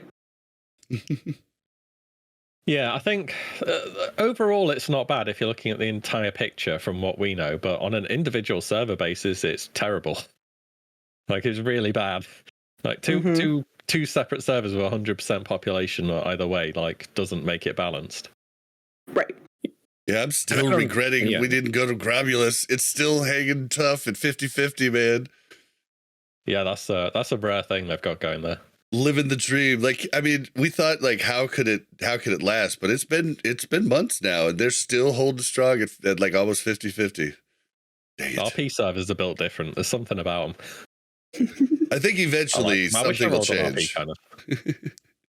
It sounds fun, but yeah, I think that, like, people always bring up the PvP thing and, you know, every man for himself and stuff, but the impression we get is there's more PvEers overall. And Horde are better in PvE. Yeah. In Wrath. Yep. Because trolls get berserking, which is like 20% haste for 10 seconds, which is ridiculously good. You just throw that in with your cooldowns, it's amazing. Orcs just remain good. Blood Fury, the healing debuff gets removed from the game, so it's straight buffed. And it now gives spell power and stuff. Maybe it already does that, actually. I'm not sure. I think it does in TBC, yeah. Yeah, it does? Okay. But yeah, Horde get buff for PvE, Alliance get buff for PvP, so there'll be a bit of swapping around on both sides, I reckon. But yeah, I mean, they may as well just offer it. It's crazy that they're like withholding a cash shop option and people are getting angry. Usually it's the other way around. Well, there'd be anger if they had said they were going to implement it too. Like, let's be clear. No matter what they said here. Yeah. Well, it was going to go wrong. I've heard tinfoil hat conspiracy theories of like, oh, they want you to buy the boost. But I mean, if they offered the race change, like if they offered that at half the price, I mean, people might do 4 or 5 characters. So I don't know, because you can only do 1 boost per account. So I don't know how much more money that would actually make them, you know? It's not. Yeah. People would rather transfer their current character with their current gear and all of the things that they've worked for to a different race than say, hey, I'll pay for a boost and start over. Like, no. Yeah, and you've got, imagine you have there's achievements and stuff coming now and a pet tab and a mount tab. Are you going to want to start a new character, or are you going to want the stuff you've had on your main for the past 3 years? Mm-hmm. Right. It's not even close. Like, it's not even a decision. Yeah, I'm still bummed that achievements are not going to start right away account wide. It just really incentivizes achievement hunters to play 1 character only, and I think that's a bummer. Like, yeah, I thought that too. It's a shame. Like, I knew it was like that back in the day, but not everything's account wide on retail still. Oh, really? Amazingly. Yeah, wasn't there? Yeah. I think there was something in Dragonflight about them making more things account wide. Like, it's still something that they're like kind of dangling in front of players. Yeah. I was saying in the earlier pod as well that there's some features which are introduced in Warlords of Draenor, like the Heirloom tab, which you may or may not know about, and a tab for toys. So they've got the tab for the companion pets, the tab for mounts. They're great, bag space. You keep stuff there, but then toys and stuff, they just fill up your bag.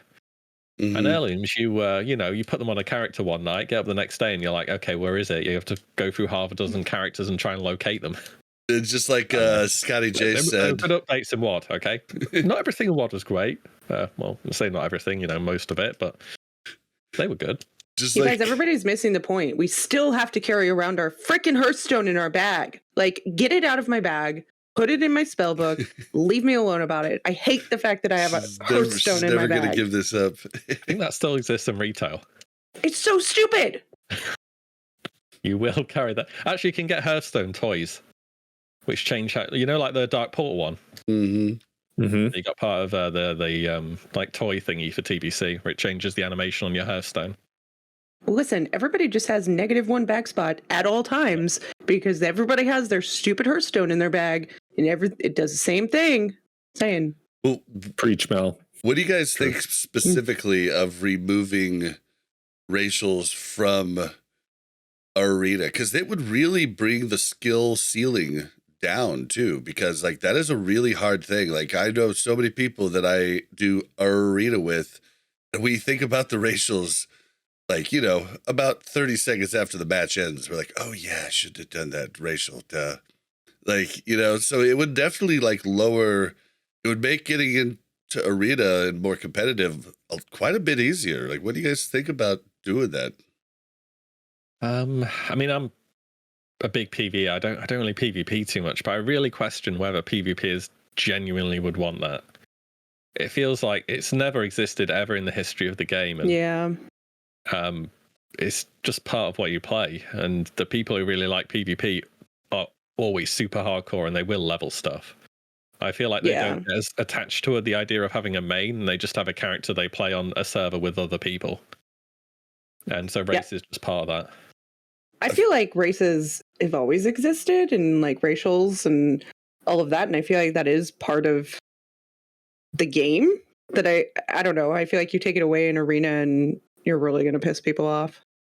I think you definitely make the really good PvPers mad, but I think the average PvPer like me probably feels it's a more fair environment. Although at the same time, I'm pretty pissed that they're thinking about doing it now instead of the start of TBC. Like, you know, they're not going to give me my day in the sun if they do this. But who knows? They might not ever do this. It's just been discussed. So, yeah, true. Duranasaur, you've been doing some Arena as of late. Like, what are your thoughts here? I mean, I'm terrible. I don't think racials are playing a very big role in my rating right now. I don't know. It's interesting because I think, I don't know. We've talked a lot about how like Horde have better racials, but I think that like a lot of the Alliance racials play a pretty big factor at those like top tier ratings, especially like Alliance, like human rogues, right? Aren't human rogues just like, they're just better than every other rogue because they have perception. Really high ratings in TBC. I mean, especially in twos, and if you're going against another rogue team, I mean, oftentimes the winning condition is getting the sap on the other rogue. Yeah, and like, but that's, and people complain, right? Like I know plenty of Horde, like I play Horde. I know plenty of Horde players that get like, they get pretty upset because it's like that. It feels sometimes like that's all it takes to like lose the game is that you're up against a human rogue and you're playing a stealth class and stuff. But I think those same people, if you told them like, all right, we're going to take away your like class identity, we're going to take away all racials, they might not like that either. And they would rage. It's a very interesting thing where I think that players want to have like differences, and they want to have like, they want there to be these like things that make different classes unique, different like races unique, and things like that. And they want to have that thing to complain about also, I think. I think you're hitting on something right there, Duranasaur. So they want to have that excuse. Yeah, I mean, maybe not so much an excuse, but yeah, I think that. I mean, it's what I did every time. I'd be like, oh, well, they were geared. Like, so, I mean, we did pretty good because we weren't geared.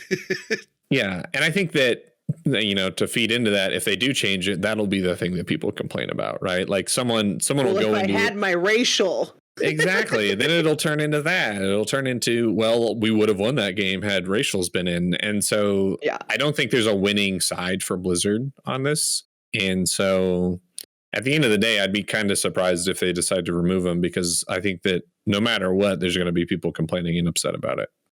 Yeah. I think when that's the case, the best thing to do is just do nothing and say, hey, it was like that though. Yeah, right. Exactly. No changes. Just like get away with that. Yeah. When it's convenient. I mean, just to let everybody know that might not know, PvP across the board just feels better in Wrath for one simple change. Everything in talents and everything right now is chance to resist stuns or chance to resist roots. Everything turns into reduced duration of stuns, reduced duration of roots. So like you don't have these winning conditions where your cheap shot would have won the game, but you know, they fully resist it. Boom, you know, and like those types of things feel pretty bad. Like, and so across the board, PvP is going to get a little bit more manageable and less RNG going into Wrath. Yeah, same with the resist in general, isn't it? I think. Well, in retail right now, there's no resist and no misses, right? I don't think spell resists have been a thing for a long time. Are they a thing in Wrath? Spell? The Yeah. facials No idea. get changed from resist to miss chance. I don't know off the top of my head. Yeah, I don't know either. somebody knows. Yeah, I'm not sure. That one oftentimes confuses me too, going from expansion to expansion. Like you know, everything says resist, but it could have been you missed. You know, like it's weird. Yep. Faction imbalance and Wintergrasp, they have no clue. It's basically what he said. Long story short, right? Yeah. Talked about a they back mentioned door, that. maybe. It was also interesting because I think within that chunk he talked about somehow giving like buffing the underdog faction, which I mean in theory I think that would be kind of cool. Like if you like, let's say you're one of the 12 alliance players on Faralina against 20 some odd thousand horde, and you show up to Wintergrasp and it takes into account the number of alliance and the number of horde, and it's like, oh, you're gonna get like a 7,000% buff to your health and damage or whatever, and you are now a raid boss. Well, and that's how this match is going to play out. Tenacity did exist. But it was like set to a certain amount of stacks. I think maybe 20 to guess. But like he was talking about maybe letting it go up to even 100. But I think the problem with that, I think the problem with that though is that like things are too far gone, right? Like there are small splinter cells of like alliance that are on Faralina, and there's small splinter cells of horde that are on Benediction, but it's even if they throw buffs like that into the game, I don't think that Wintergrasp is ever going to be what they intend for it to be. So wait, I don't remember Wintergrasp very much at all.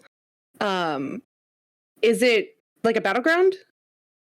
Yeah, it's the one. Okay, yes. You might remember.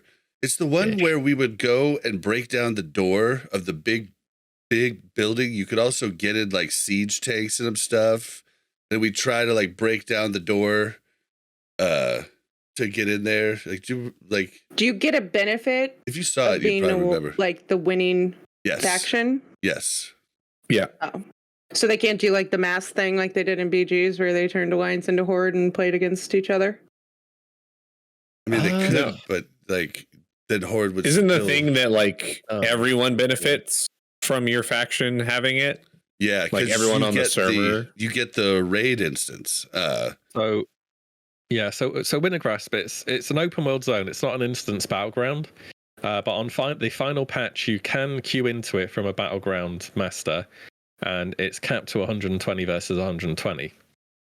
Obviously, the faction who has less people will start getting tenacity, which is that buff, which is just stacking damage, increased damage reduction, and so on.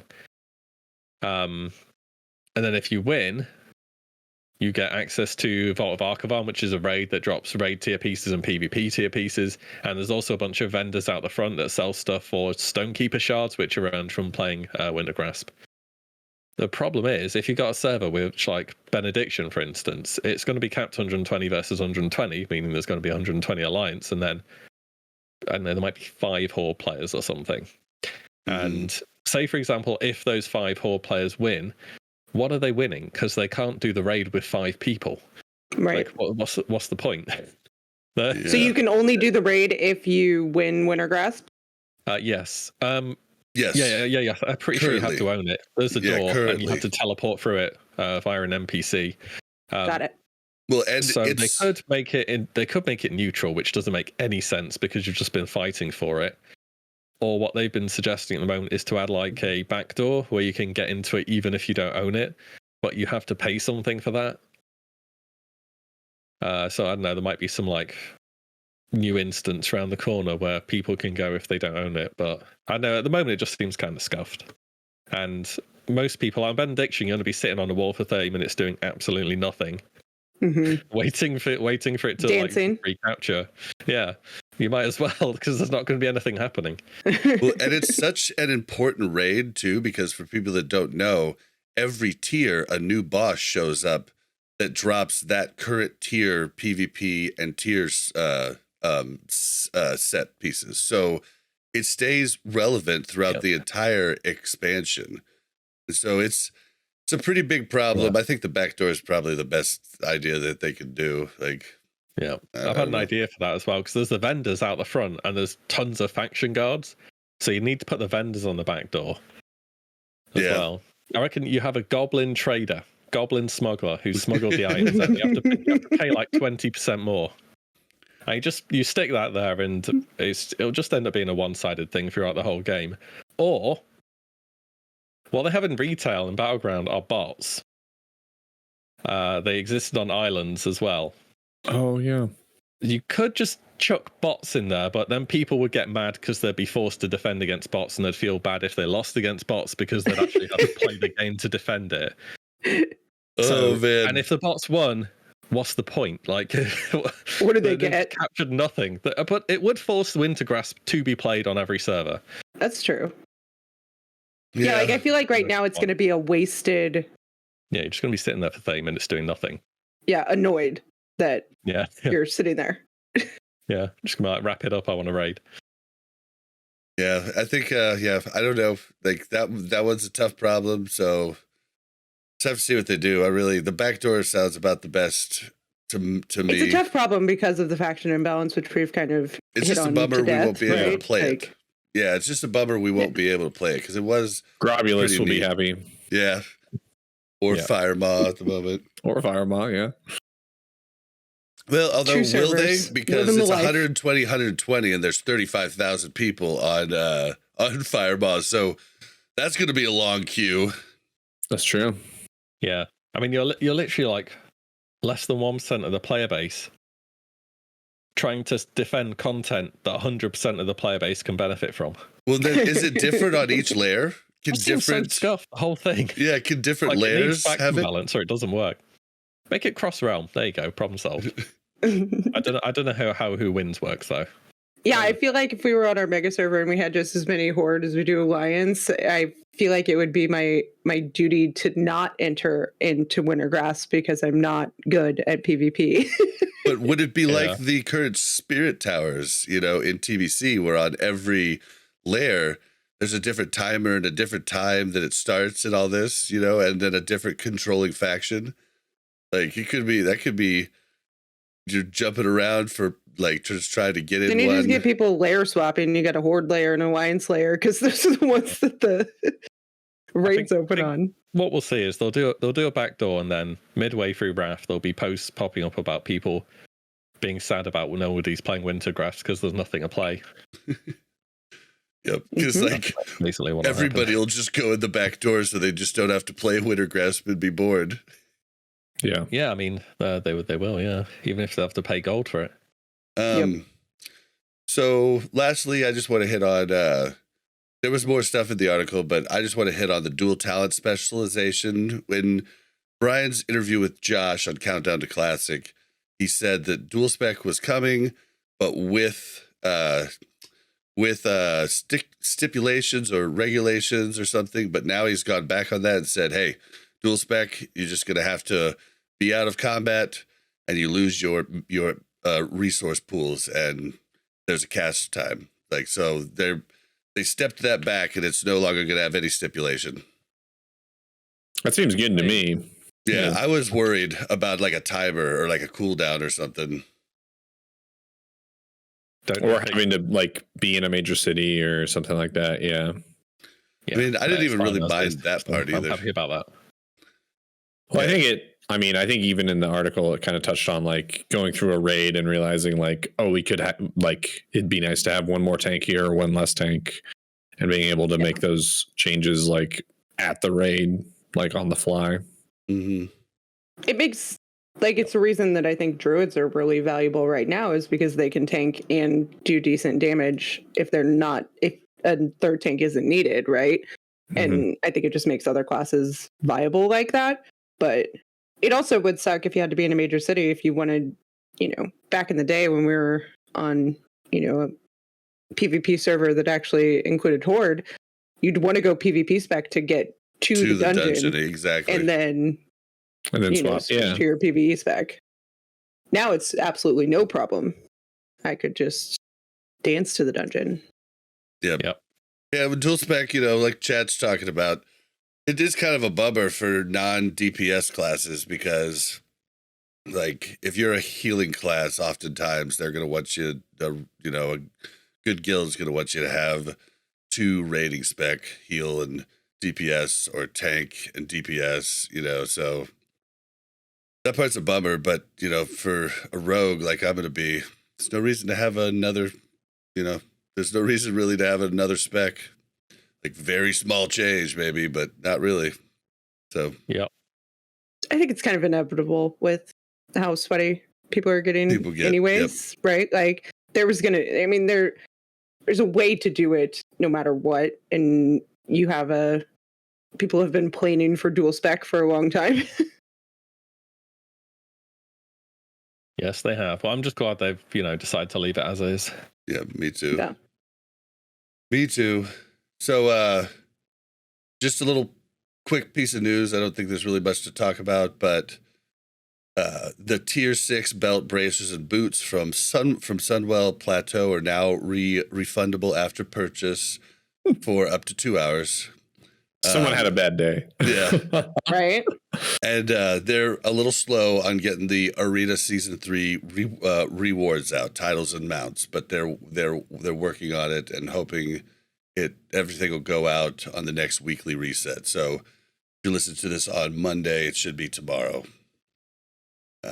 What else? Oh, that's what I just thought was interesting. I don't really know if we want to talk about it, but people were wondering about what was going on with the weather in the Isle of Quel'Danas, and it actually starts out bad, and as you progress through it, the weather gets better and better.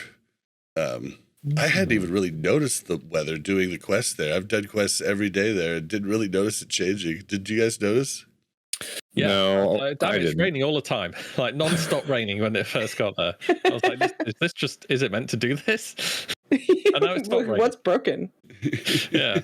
I honestly thought something was broken, or maybe it's just I do dailies when it rains, a clock or something. I only do dailies when it rains. Yeah, so but apparently, according to them, though, rain is a bad thing then. But yeah, rain means you're not doing well. Yeah, I didn't notice there's a giant demon or something. I didn't notice anything but the incredible lag the first couple of days. Like I remember killing a mob and then I'd loot. A second or two would go by, I'd go down. Second or two would go by, I'd pop up. Second or two would go by, it'd go in my bag. Like it was crazy. I wonder if that's why I didn't notice, is because of how laggy it was. If like the weather effects were just like not even showing up very well. Yeah, well, and it's now the new hangout spot. Like everybody's just chilling there, AFK. Like it's like it's like a whole village. Yeah, looking for Magister's Terrace groups or trying to get into trash farms for Sunwell. Yeah, so it's nice. I've kind of liked the dailies there actually. I've loved them. I haven't done them. I like having more reasons to play my character. Yeah, and I love the simplicity of them. And like I don't know. I did dailies in Wrath and Kata, and I just don't think they've ever done as good as a job on a daily quest hub as they did the Isle of Quel'Danas. And just the progression through and wanting to like open up the stuff, like it's really neat. Yeah. I think because I've been like actively kind of comparing it to like the war effort, because that's been what's going on in Season Mastery, and I think that it's a way cooler thing to have it be tied more to like quests and dailies than just like raw material turn-ins. Yep. Yeah, it feels a bit more. There's not more incentive to go and do 2 dailies than farm 60,000 linen bandages or something. Mm-hmm. Feels a bit more manageable. Yeah, I remember it was at 99%. Like, I don't know, the third day, maybe midday, it was at 99% for phase 2. I remember people just standing there watching just to see if like what would change. It was pretty good. Oh, the other day on Pirewood, there was the badge vendor was at like 98%, and there must have been like you couldn't even see the vendor because there was that many Amani Warbears around her. Mm-hmm. A lot of people were just waiting for that to open. So it's pretty nice seeing the progression go on. I like it. Yeah, that's cool. Okay, so the last one. I don't even know how to tackle this because. Okay, so they're telling us that. Okay, so basically, free transfers off of Firemaw are going on right now. There's a certain amount of servers you can go to, but it's funny because they're saying that it's the largest realm in the world, and I think they're talking retail also. I think they are because they have so surprising. To be. Yeah, because they say it's the number 1, but then they say of concurrent people logged in. And then they're saying the 24th largest realm, Benediction, which is the second largest population realm, concurrent users has about 67% as many daily players as Firemaw does. Mm-hmm. So, like, the problem they're running into is that all the Firemaw people just keep playing, like, basically. Yeah. So they're actually, that's why they're running into the queues. I don't quite understand what they're saying, that the hardware can't do, like, they're saying like that layers won't help it because the hardware just can't do it. But I feel like they're just using clustered virtual servers that they can keep adding stuff to. I wonder if it's a network like stipulation that they're running into, and like that's where the bottleneck is, and not like an actual. Yeah, I mean, they probably just haven't dealt with this kind of thing before, because these are Legion and Beyond servers that they're trying to build TBC content and RAF content eventually onto. And those servers were originally made, well, at the time they had sharding, which completely solves all of these problems that we're now running into, because this is what happens when your server's locked. And players are incentivized to pick the same faction to play together. This is what happens. Now, this is why it changed eventually. But I don't think we're going to go down the sharding route. And if layering's stopping working, then Blizzard have to come in and stop people from being able to play there, basically, which they're not going to do either. So it's the only solution they have is, hey, go and play somewhere which isn't as good. Yeah. Which very few people are going to do.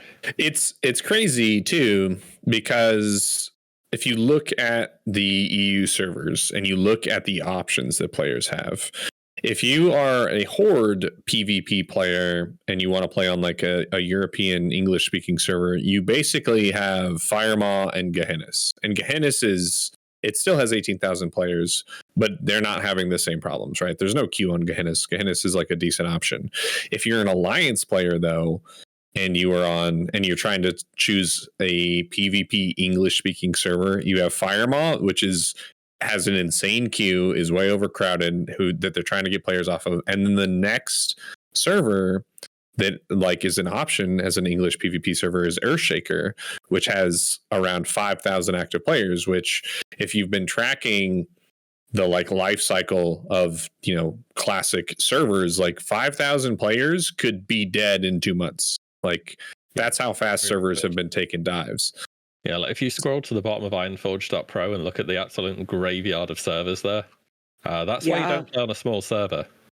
Look at all of them. I mean, there's literally like there must be 24. What do you think about, like, I feel like they would have better luck because right now there's absolutely zero chance that my Alliance guild is going to transfer to Gehennas, right? Because why would I? It's all Horde, right? But what if they did something like join a queue for your guild to transfer to this server as soon as X amount of Alliance players have signed up to do this, right? Because then you're not transferring over when you are just trying to get people coming with you, right? But you're saying, like, I'd be willing to go to a 50-50 server if you have enough people sign up to make this 50-50. I think that's a good idea. I don't know how easy it is for them to set that up and integrate it in game or like so with you kind of player batch counts. it. Yeah. But like that sounds great. That's like that might be the best like active thing I've heard, like active suggestion I've heard about how to like even approach the concept Imbalance. of taking a one-sided server and slowly building it back. Yeah, because you would be agreeing to a contract like, hey, you either hit this mark or I don't go. Yeah. Like and then hit the mark and then you go. Like that would be cool. It's a really good idea. I haven't heard any, like every idea that I've heard about these one-sided servers is either just like slam them together with another one-sided server or to leave them alone. But that sounds like a great way to potentially like because I feel like a lot of people want to be on a 50-50 server, right? Especially the people on PvP servers. But even a lot of the Alliance, I think, on PvE servers are only on PvE servers because of their experience on one-sided PvP servers, right? Like, I think there is a lot of people on PvE servers that wouldn't mind. And you look at most of the ones that are close to 50-50, and 95% of them are PvE servers, right? Mm-hmm. Because there's not that, balance issue. But you've got to motivate people somehow to make the jump. There's another problem as well. If you transfer to a PvE server, you can only then transfer to other PvE servers. They need to. Yeah, that is true. They need to take that off. They need to remove that completely. Yeah, like it's. Oh, that's a thing.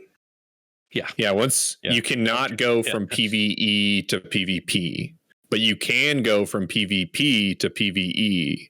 The thought back in the day was it was way easier to level on a PvE server, and they didn't want people to be able to level on a PvE server and then move to a PvP server. And I mean, back in the day, it was true. I mean, you're going to pay for a transfer. Like, get over it. Like, yeah, it's a very strange restriction, especially when, like, I would venture to say that if you were on a balanced TBC PvP server right now, you probably wouldn't even have that much world PvP outside of like the like objectives. Yeah.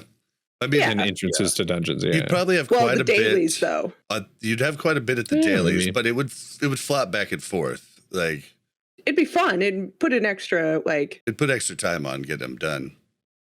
Yeah, but I mean that's what we kind of liked, right? Oh yeah, I loved it, but I think we're finding out that a lot of people don't. Like, yeah, I think we're finding it's been. I don't think it's that a lot of people don't, though. I think it's that nobody likes to be the underrepresented class, right? And once you get to like 30%, 20% of your faction, also let's be real, Alliance, even when we were close to 50-50, it was a lot of like trip you and run and, try to get away from these Horde who done everything better to do than kill us 27 times on the way to DM. But whatever. I think there's a mentality shift there that probably could have happened. Oh, man. Well, that's why you want the faction change to be put in. So you get some of those bloodthirsty Horde go to Alliance, and then it balances it all out. Mel, there you go. Fair. Yeah, I'll take them. It'll be fine. Yeah, the sense of danger in the world has been so weird moving to Benediction, because I used to be like, oh, sweet, I'm PvP spec. I'm going to go out and do quests out in the world. I'm like, oh, it doesn't matter. I'm just going to kill stuff slower now.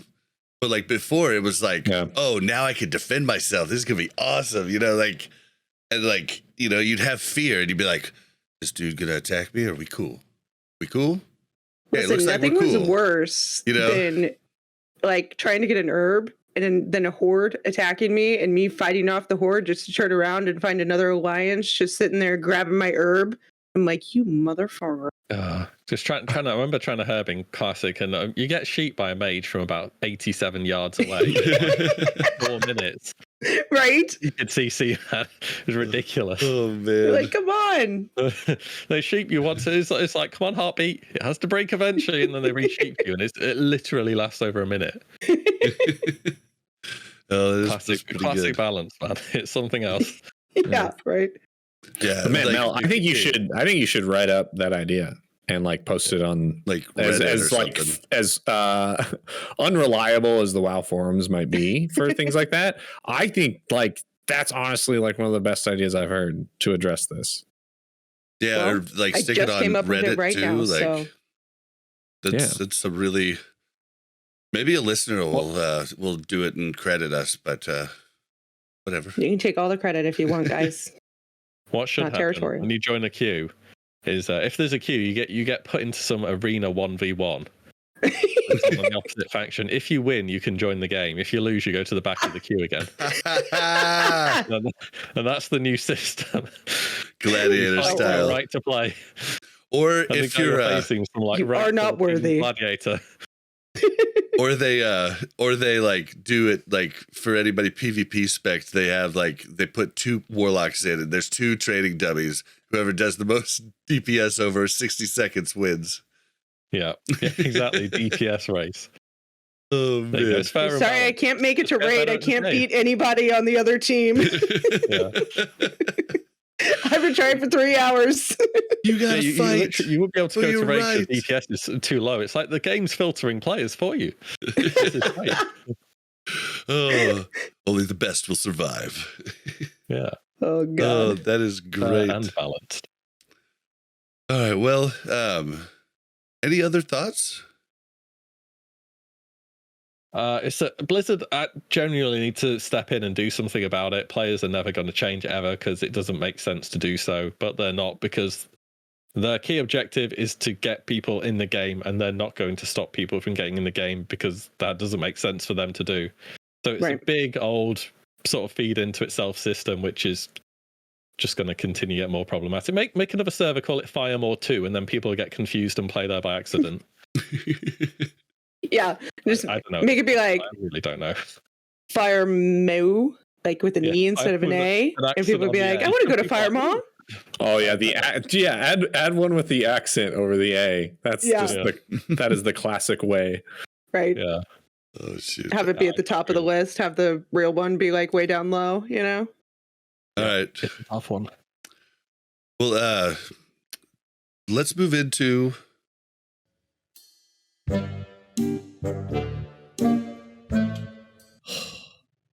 Bobby, we need to have a talk about this World of Warcraft Classic. Do I look like I know what a WoW token is? All right, and we're back with Rugs to do the interview we were unable to do the other night. I don't know when you're going to hear this, whether it'll be a one-off episode or if it will be at the end of this coming week's episode, but just in case, welcome to Warcraft Reloaded. I am Bobby, also known as Blazin' Bob, and today we're joined by the one and only Rugs. How you doing? Hey, I'm doing good, Bob. Thanks again for having me, man. It's a pleasure. It's a pleasure.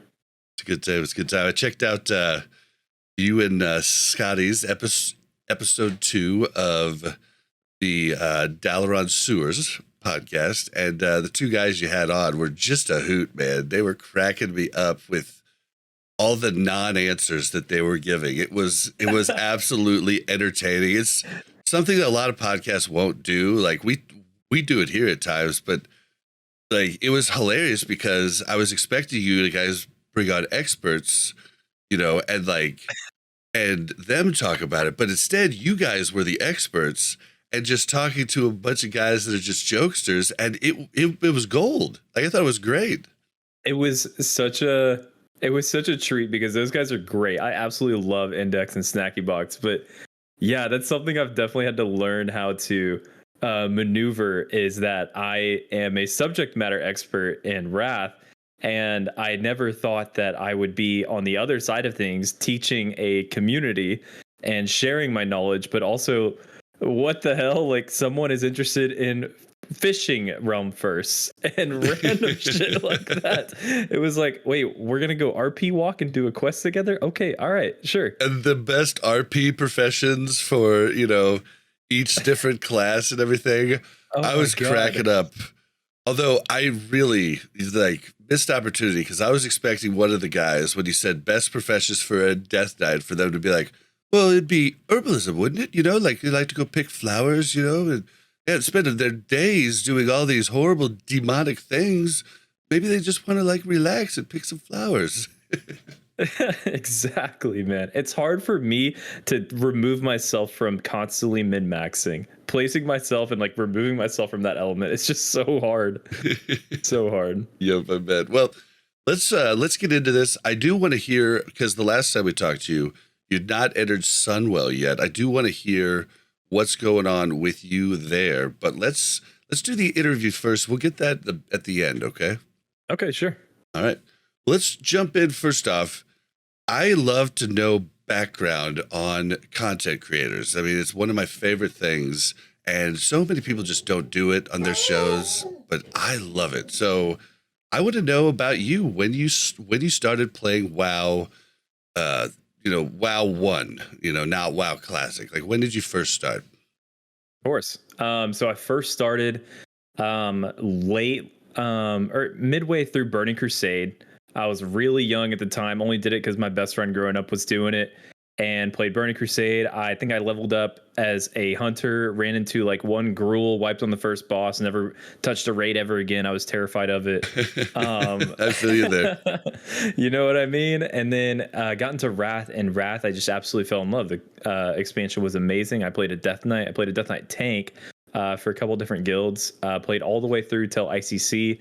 In ICC, I got into this really elitist mindset where I thought I was really good at the game, when in reality I definitely wasn't. I was far from it.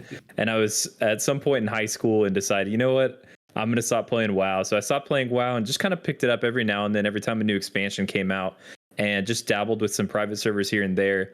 But recently, I would say probably 3 years ago or so, I got really big into the private server scene again with Wrath, and just kind of jumped right back into it and did a full entire private server, start to finish, all the raids and everything, and then thought, let's do it again. And I just kept trying harder and harder and pushing myself and pushing the raid members around me, and eventually just started posting random stuff on YouTube. I have some old content of me just existing in a raid group, killing a boss and doing nothing special at all, and then posting some random boss kills from me playing Feral Druid on Classic TBC. And it's just boss kills. It's literally nothing special. That's all my YouTube was for a while. And one day I just decided, you know what, I'm just going to do some random Wrath tier lists, and just see what happens. Tanks and healers tier list, just to share my thoughts. And especially because I knew Classic Wrath was coming, and man, it blew up. Well, here, hold on. I wouldn't say it went viral. Yeah, go ahead.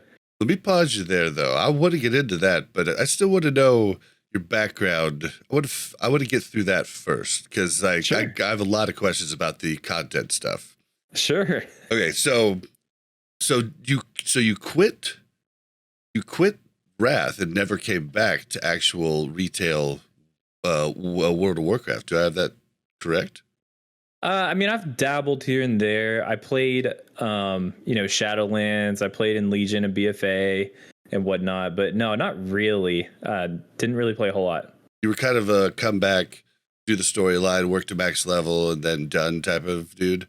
Yep. Play some of the raids, maybe get ahead of the curve, and then just kind of dip out. I've run into a lot of people that are like that. I actually quit in Kata and literally never came back until Classic. I've followed it for a little while on different podcasts, the instance and stuff, but I really quit and just never came back. But okay, so that gets how long you played for. When did you come back to Classic? like specifically, did you come back to Vanilla Classic, or was this something like you played the Wrath private server and then came back sometime at TBC? Like, where does that timeline go? So for Classic, I played on launch. I thought the fresh hype of the original Classic was amazing, but I only made it to like level 45 or something. Playing a Feral Druid at the time, I thought it'd be sick, but then the leveling was just too boring, and another Wrath private server came up, I think, and I just like, ditched it. It wasn't for me. And then for TBC, a Wrath guild that I was playing with decided to roll on TBC, and I joined them, and I started playing on TBC like the day of pre-patch, and I've been playing Classic TBC ever since, every single day. It's interesting. It's kind of similar to Crix's story, but with TBC. Crix, quit Vanilla Classic early on because he was just like, this is just not for me. It's a very different game, and I get it. I was pushing through it because I had only killed 4 bosses in Nax Vanilla, like the original Nax, and I really wanted to just cross that off my list of things that I did, and so I was sticking through it like that. But I've been really just the entirety of Classic been in the Wrath waiting room, so I get you there. I just haven't. I don't know. Private servers I've never been able to do. There's something about the inevitability of your character disappearing at some point that just freaks me out.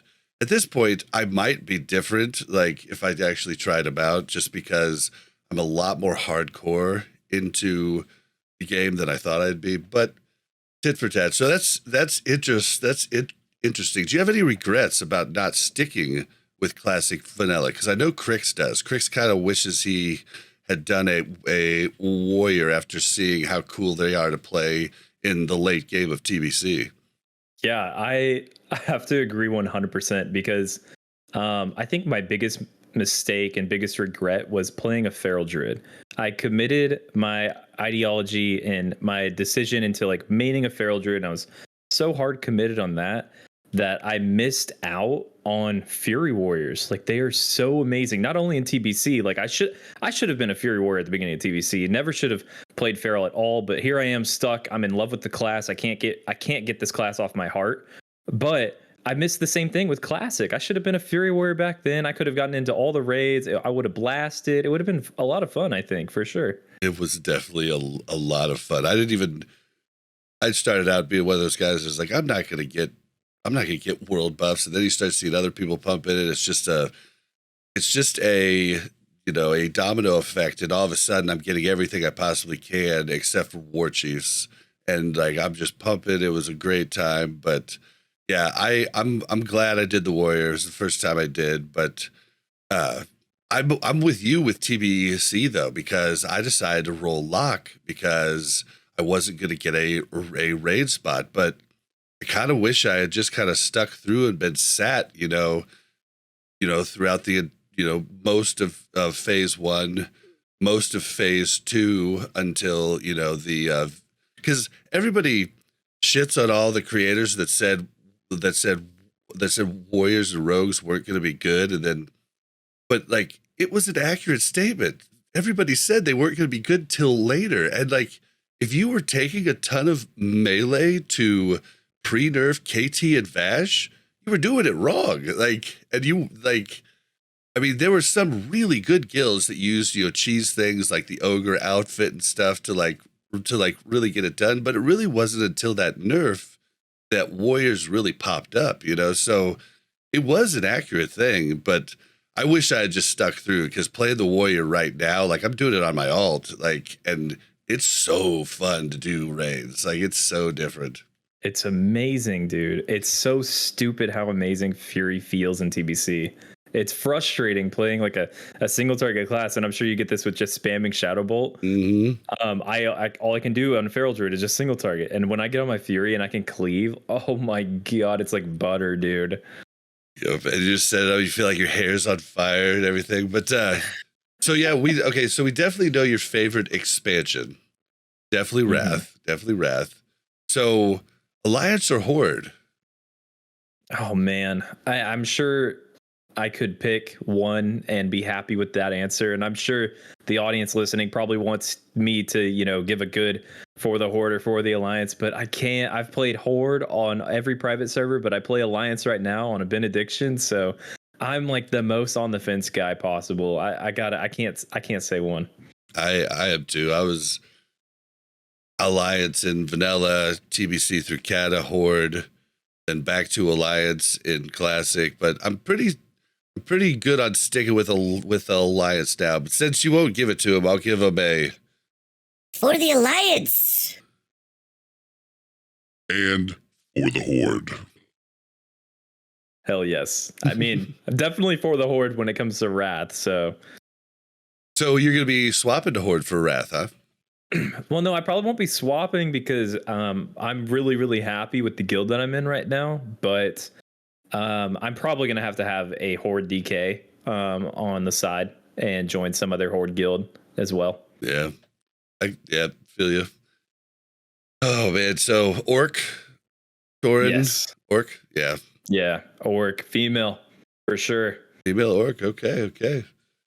All right. Well, that gets me through that. So let's jump into your content because that is very interesting. Because I'll be honest, months ago, while I was doing the Road to Rag challenge, well, I was just doing the hardcore challenge. I wasn't trying to be part of the group that actually killed Rag because I started like 3 weeks late. You know, so. I was late to the party, but I did want to complete the actual hardcore challenge, and I did twice, so I got that done. But during that time, I was very sequestered in my own little bubble, and all I had was chat. And chat came in and said, "Hey, do you ever think about having rugs on?" And I was like, "Who's rugs?" And you know, I just didn't know. Like, but everybody who listens to the show knows I love to find new content creators that are coming up. And so I instantly went and looked at some of your stuff, and I was like, this guy is great. Yes, definitely have to get him on. And that's how I heard about you. But so you were talking about just a little earlier how you made, was it a tier list you said you made that went that basically went viral and just blew up? Okay, start off there. All right, so I basically had all these boss kills on my YouTube channel. And this was about 5 months ago. I decided I'd do just a Wrath, Tanks, and Healers tier list. Took me, 15 minutes, recorded myself doing these little tier lists, set it up on OBS, and threw it up on YouTube. Really wasn't expecting much. And I had so much fun that I think over the span of 24 hours, I recorded like 5 videos and just kind of dumped them all on YouTube because I was just having a blast doing it. And I think I was also really bored at my job, and I was just doing it during work hours. And yeah, one of them was a Tanks and Healers tier list. One of them was a DPS tier list per phase for Classic Wrath. And they just kind of took off, man. And I just kept doing it. And truthfully, the reason I continued to make every video after was because of the people in the comments who said encouraging things. Like it's the commenters who get into your DMs and are like, hey man, love what you're doing. I appreciate it. Like, keep it up. Like that actually makes a difference. And that's why I keep making videos. Well, what I loved about the first video that I watched yours and many thereafter is most, YouTubers will do a ton of prep where they write a script, they research things a ton, and then they have a bunch of gameplay behind, and then you were there just kind of talking, and everything was coming right off of your brain, which I thought was so impressive. I was like, holy shit. Like, you might have had like bullet points or something there, but you could tell it wasn't scripted. And it was pretty impressive how much knowledge you just had right off the cuff. And I thought that was interesting and cool. Thank you, man. Yeah, thank you. It's always kind of been my style. It's it's a little low effort, which I apologize for everyone who thinks I'm, baiting my viewers into low effort videos. But is it really though? That's like, I mean, honestly, like the stuff you're saying is accurate. It's impressive that you just know it without all the extra research. That's what makes it different, I think. No, yeah, I mean, I love it. I end up kind of rambling in a lot of ways and a lot of times, and I feel like I will set my mind to recording a 5-minute video that I think is going to be simple. Maybe it's like a loot prio video, or it's a video talking about like Valinir, and it ends up being like 20 minutes long sometimes. But people tend to like it and click on the videos and want more of it, and so it's fun for me. I genuinely, the most amount that I'll put into it is maybe a couple bullet points, or like a little slideshow to prepare my thoughts, because I do get a little rambly. So I try to like keep myself on track. I've learned that helps. But for the most part, I'm just kind of going off of my own years of experience on Wrath. Yeah, and I mean, it's definitely cool. It's a different style, but I really like it. And you know, as soon as I saw that, I was like, well, this dude is going to be great to come on the podcast. And then when I heard you guys were starting your own, I was like, oh wow, that's awesome. And then Scotty asked me to come on. I was like, dude, this is like perfect. I get to talk to Ruggs even before I had him on the show. This is great. Yeah, and so I've just I've loved that. Did you make any other content prior? Is this just kind of like you just kind of jumped into it here? No, yeah, I just genuinely just jumped into it here. I record on Twitch, like my raids always kind of have not always. I actually started doing it at some point in the later part of my Wrath career. It just was recording raids just to record them and play back and, you know, watch like why we wiped or watch why we're having a hard time on a certain boss, or just to like record for fun or to get funny clips out, you know? And it just all of a sudden overnight, I just decided I'd make content, and yeah, it's just kind of snowballed into a thing, and I absolutely love it. It's really, really fun. Were you ever watching any content and just been like, I could do this? I don't think it was I could do this. I think it was a bit of a frustration of misinformation. I think misinformation is just flooded out there, and I think it's not only on the YouTube or Twitch scene, but in forum posts and guides on Wrath. And so in a lot of ways, I try to use my channel as a guide, or at least a source for people to reference to that is trustworthy and that is accurate. And maybe I don't use all the numbers that people want to see, but I'm going to try to point people in the right direction with a lot of the things that I say, because there's a lot of bad sources for information out there. Not just content creators specifically, but just, again, websites or old forum posts or guides online that are written by people who definitely shouldn't be writing those guides, considering how many, you know, people will rely on them. So that's kind of how it all kind of stemmed from. That's interesting, because I remember before I started the podcast, I'd be sitting there listening to different podcasts or watching different things. I'm sitting there going, that's wrong. That's wrong. No, that's wrong. You know, and I'm not a super expert on anything, but I do know probably more than, 90% of the population, at least, maybe 80. But I do know quite a bit more than the average person. And there's certain things that I do know, and it would drive me nuts, like sitting there talking back to my radio or, talking back to the TV screen. And I wanted to start it and be able to check into things. And it's great because I keep getting to learn from all kinds of people that come on the podcast, which is just fantastic for me.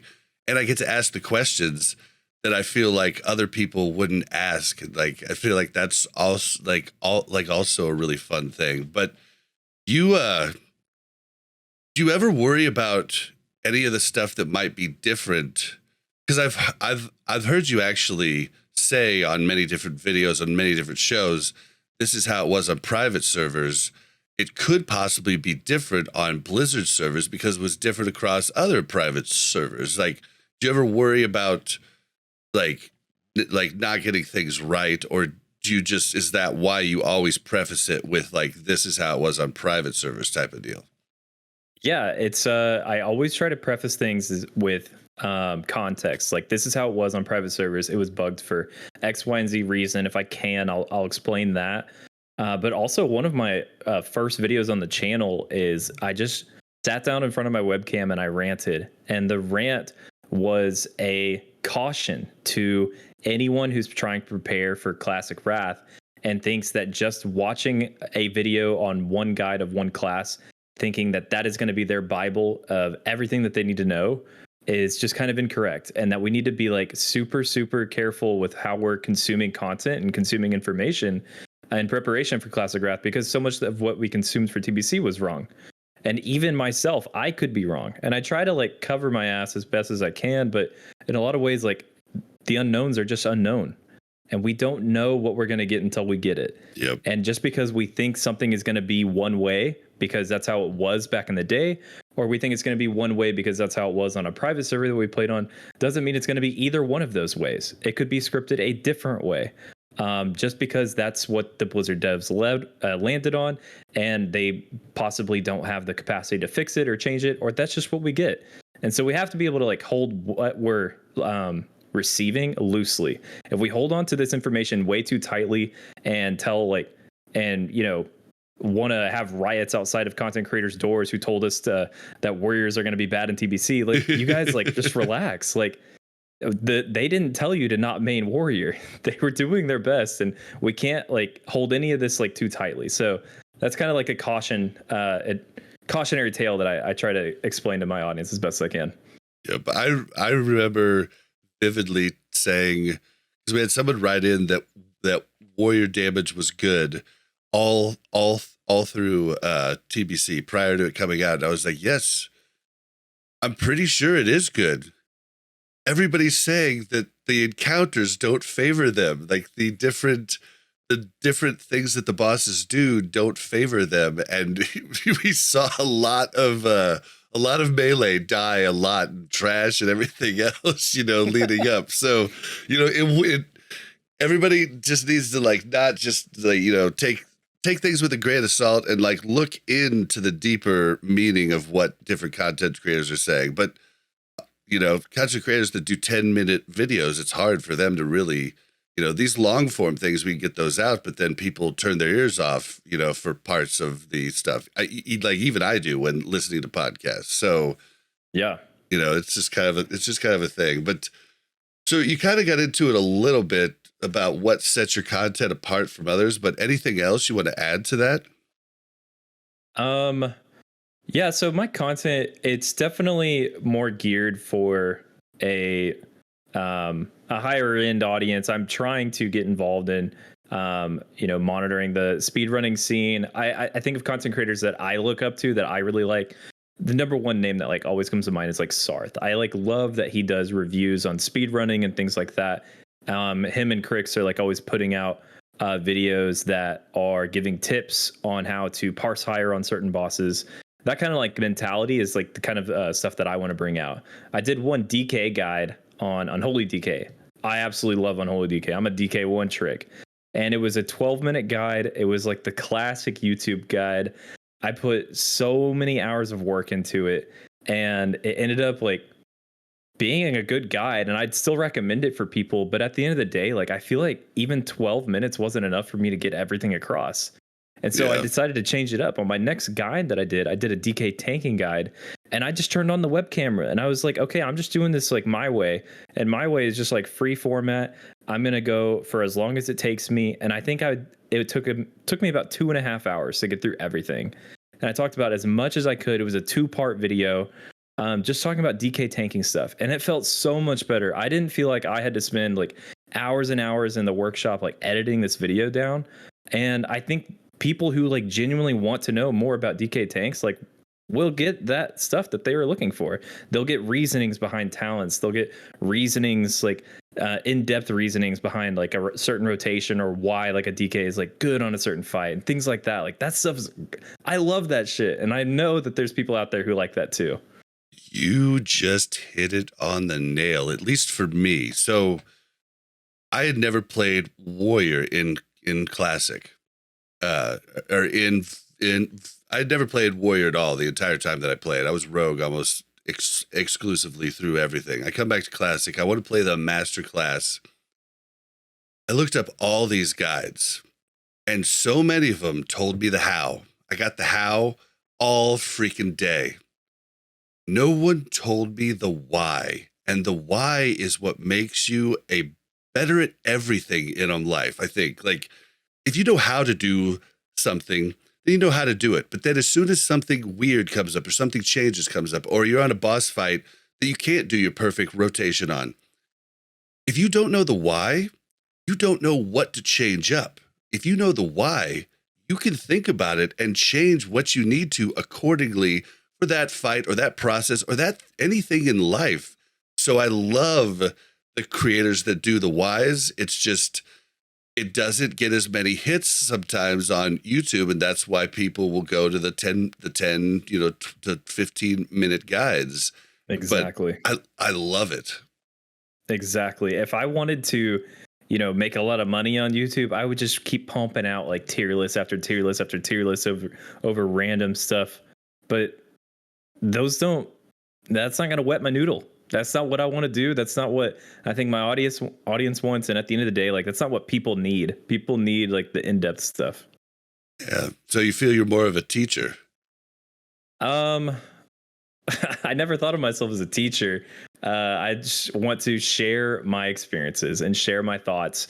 I remember back in the day, there was a group of guys who had some really good weak auras for a certain boss or a certain raid in Wrath, and they wouldn't share their weak auras. And we thought their weak auras were really good, and that was kind of frustrating for my guild at the time. And we thought, like, what kind of asshole like makes like a really good weak aura and then just doesn't share it for competitive reasons on farm content? Like, what the heck? Like, what are you, like, what's the point? And I felt like a shared knowledge and shared experiences and shared weak auras and shared resources improves the quality of everyone's experience, which raises the bar for competition. And I love that. Like, the think about like speedrunners. When a new like strat comes out for a speed run, like, sure, the first time that they do it, they don't want anyone to know, but as soon as they do it, everyone knows, and it raises the level of everyone beneath them. Like, everyone starts copying that little skip that they did, or that little change that they did on a boss fight. And I love that. I love that. And so shared knowledge should be more welcome in our community. And I don't want people to feel like if they are experts in something that they should stay experts in that, and that they should keep all their weak auras, or that they should be the only guy who knows like the one weird trick about a certain class or a certain fight or one little exploit. Like, come on, man. Like, the community is better for it if we collaborate together. Yeah, I think it just comes down to competitive nature of some of the people that are in top guilds. It's why they don't let streamers stream their PTR. Like, they, but like, honestly, if everybody was allowed to stream and everybody, now this is just my opinion, don't beat me up, but if all of the big raids had streamers that were in there, I think the best players would actually win, but maybe not the best innovators. So I think that's why they want to hide their new and fun ideas, is because they know that's the part of them that sets them apart from the people that are just like, can just perform unbelievably. So absolutely, I get it, and I don't like it, but at the same time, I do get it.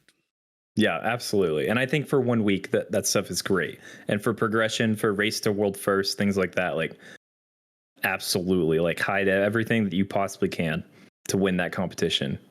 But I'm not gonna, if someone wants to learn how to play Feral Druid, because I play Feral Druid on TBC, I'm gonna tell them everything I possibly know. And if they end up parsing and performing better than me, then so what? They win. They're the better player at the end of the day. Yep. I've done the same thing within Guild forever. And now whenever I stream on Twitch, if anybody asks me different questions, like, and, if they become better than me, my group becomes better, like, and I guess now I just like to help people. So I'm guessing like that's your same type of deal. Like, and I just like to geek out about things that I've learned. Absolutely.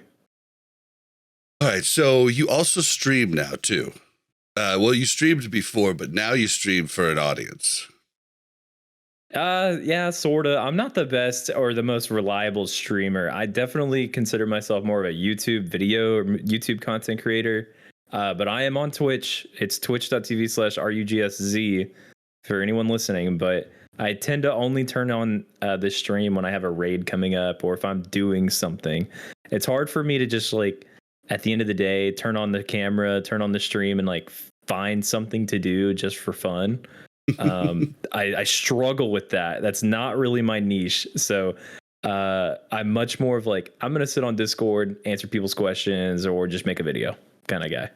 Yeah, it's hilarious because I actually made an intro video on my channel that says, I'm not a streamer. I'm a podcaster that sometimes streams. Yes. Because, like, I mean, I think my favorite streams, too, are the ones I turn on during the day and just talk to people about different things that have come up, that have happened, while I'm just putzing around doing farming stuff and stuff like that, nature, doing some arenas, some BGs. I honestly, like, people enjoy me streaming raids, but like I have to continue to keep getting better at like keeping my focus on the raid purely and only talking to chat, you know, when I can, because it's you know, I've made multiple mistakes in the past where I wouldn't have made that mistake had I just not been talking to chat. And so that's a thing that like really I struggle with and have to like get better at. I literally have on my stream this little text frame that says not the best at talking to chat during raid, and I turn it on every time I'm in a raid. And it's just, I should do that. Truth. I have such a hard time looking at my chat. I'm terrible for it. If you're looking for an entertainer, I'm not it. I am definitely not it, but I try to answer and I try to like talk with my chat as much as I can, but I'm so bad at it. Yeah, I just like I look at people like Salve Dally with just like, wow, how do you do that, dude? Like, yeah, he's just unreal, just answering questions while he's just pumping at the top of the meters, and I'm just sitting there going, man, I play Warlock and I can't do that. Like, I mean, I'm like, I've really got to be in one or the other. So I definitely get it, and I don't even know if I'm gonna keep streaming my raids, but either that or just like hide chat during the raid and just be like, you guys can chat amongst yourselves if you want to. But yeah. What's that guy? It's so Salve Dally. It's amazing that he does that while like performing really well. But what's that one guy? I think his name is the Real Esquire or something, and he does like the mage farms. Uh-huh. He literally streams himself like running people during like mage boosts. Like, how do you make that entertaining? Why are hundreds of people watching you do this? It's crazy. He's got a great voice too. Like that voice is like out of this world. But yeah, I have no idea. Like that the mage farming stuff, I did it in vanilla, but I had like aspirations of like doing the whole Moradon pull. No, I could not do that. Like I could do, you know, by the end of it, I could do you know, the cathedral in Scarlet Monastery, but that was easy mode compared to Moradon. Like Moradon was like an 11-minute pull. You could mess up multiple times. So I don't know how people like that do that and still just keep talking about all kinds of other stuff while they're doing it. That's the major what's the word I'm looking for? It's impressive. It's impressive. Multitasking. That's what I'm looking for. So then a typical stream then would just be you raiding then, huh? Yeah, it's typically just a raid log stream.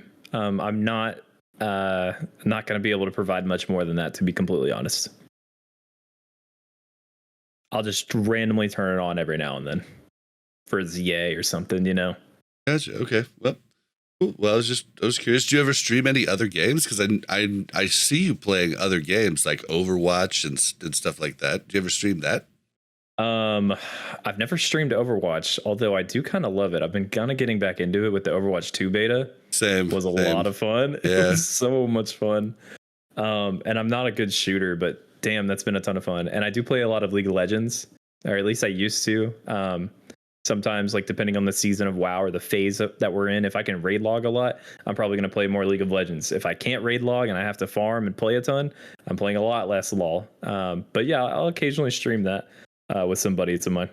Cool. All right, well, hopefully people can enjoy that. What are your plans going forward with content? Like, I know you and Scotty, just like this would be just one piece of your content, but Scotty told me that you planned on the Dalaran Sewers podcast to just be a mini series of like 10 to 12 episodes, maybe even up to 15.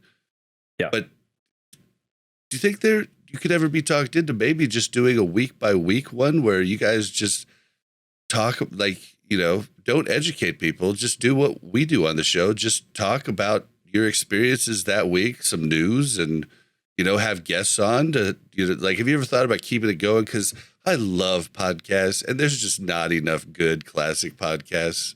There really isn't. Yeah, I wouldn't say it's out of the question, although right now, because, and call me a millennial, I'm super non-committal. So the idea of only doing, you know, 12 podcasts, 16 podcasts and being done, it sounds great. There's a finish line. Love that. But I probably could. I'm with you though. I love podcast formats. I've kind of gone in waves in terms of when I listen to WoW podcasts more, and it just depends on like what work I'm doing at the time. But there have been some great ones, and they're all casual. All the ones that I've loved have just been people sharing like what they've done in the past week, and talking about the new raid that just came out, what their guild is struggling on. Like, I don't know why, but I've loved that kind of style. Yeah, I mean, and that's what you know. You talk about you know, your content on YouTube caters to the real high end. Like, our podcast really doesn't cater to the high end, even though we have big brains that come on. We oftentimes, you know, somebody will say something and I'll dumb it down, or I'll ask for clarification. Like, I think when I came on you and Scotty's show, I asked about scripting, because I guarantee you there's a ton of people listening that don't know what scripting is, you know, and right. Just to like answer that type of question for them, I'm always fine. I'll ask so many questions that I know the answer to, even in raid, just so other people don't have to ask. And they can finally get the knowledge, and just, you know, some of the stuff, like, I don't know. I think that some people just want to hear people shooting the shit about WoW, and sometimes they don't care if it's guides or I'm not. They just want to hear how you felt about it. You know, I could be wrong, but our show's gotten pretty popular just doing that. So I think you and Scotty are a great duo of a, you know, two host cast. So I think it could be fun. It doesn't have to be long either. It could be just short and sweet. Well, I definitely think so. Just for your podcast, there's still people out there who are the same audience as me that listen to you. Like, just because they are high level doesn't mean they don't want to listen to the casual podcast. Like, because they're there for a reason. They're obsessed with the video game. And when I, you know, go out for a ride in my car, if I'm driving somewhere for work, or if I know I'm about to have an hour-long drive, you bet your ass I'm pulling up a WoW pod and I'm going to listen to it. And I don't care what they talk about. I'm addicted, and I got to listen to more of it. And I don't care what they're talking about. I'm listening. And we've had so many people that send us in, like, that, you know, that are just way better than us, like rating wise, but they love to hear like what a semi-casual, semi-hardcore guild goes through, you know, and they just love to hear that, because they go in and they bust through everything right off the bat, you know, and they don't see the other side, because oftentimes people don't broadcast that, or they're embarrassed to, or, you know, yada, yada, yada. But we've gotten so much help from different people that are better than us, helping us out with like, hey, you know, in this encounter, you could have done this. And we're like, oh, we're going to try that next week. Nice call, you know? And so it's definitely been interesting. But what about other plans for content besides that going forward? It sounds like you're not like interested in really becoming streamer guy, but YouTube content going forward, what's your plans? I'm focused on PvE content for Wrath. I get a lot of people asking me like to do a PvP thing or talk about arena comps and leveling or gold farming. And, truthfully, like at the end of the day, like that's not my specialty. It's not what I'm good at. And I'm not going to pretend to be good at it. Like where my bread and butter is and where my knowledge lies is with PvE rating. And so I'm going to always try to focus and lean on that heavily. I did a mini series for a while that I should probably pick back up. It was questions with rugs, and I would literally just take questions from my comments or DMs or on my Discord and or on Twitch chat and just collect them and answer all of them. Yeah, I watched a few of those. I need to do that again. That's great content. It's good for me to scratch that itch because I get to talk about the thing that I love, which is Wrath again, and people get their questions answered. It's a win-win. I'll do more discussion style format videos like I did for the DK tank. The next one that I'll do will be for Frost DK. Again, that one could be 45 minutes. It could be 3 hours. I don't know how long it'll be. I'm just going to turn the camera on. I'll turn Twitch chat on. If anyone wants to jump in and ask me any question during it, go for it. And then I'll put the whole thing on YouTube later. And that can be a guide for people, or it can just be like a way for you to learn about the class, even if you don't play it. All the ins and outs for that. And I'll do some other things, like I'll for sure do a Feral Druid guide for Wrath, but I'm not going to do a guide on every single class in spec because I'm not going to pretend like I'm an expert on every single class in spec. I'm not. I'm only going to do things that I like either know a decent amount on, or I have an expert in my back pocket who is literally going to feed me a script and feed me a guide to present to the world. So that's kind of where my content will be leading up for Classic Wrath. And I'll continue to probably make some videos here and there, like just that will just come up out of nowhere, like the Wowhead interview with Brian Birmingham is his name, right? Yep. I did a bit of a reaction to that, posted that too. So you'll get I'm gonna have to check that out. I haven't seen that yet. Sweet. Yeah. All right. Well, good. And I'm sure, you might find some new stuff, but where do they follow you on YouTube just so they can make sure to find you? My YouTube name is Rugs, Rugs. That's it. Rugs. Yep. Anything, if you type in Rugs Wrath, you'll probably find me. Yep. Or Rugs, WOTK.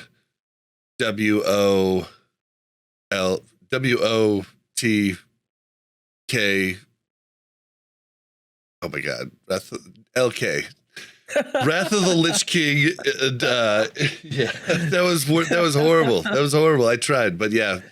It's not as easy to plug YouTube. It's not like a twitch.tv/ or like a subreddit. YouTube is.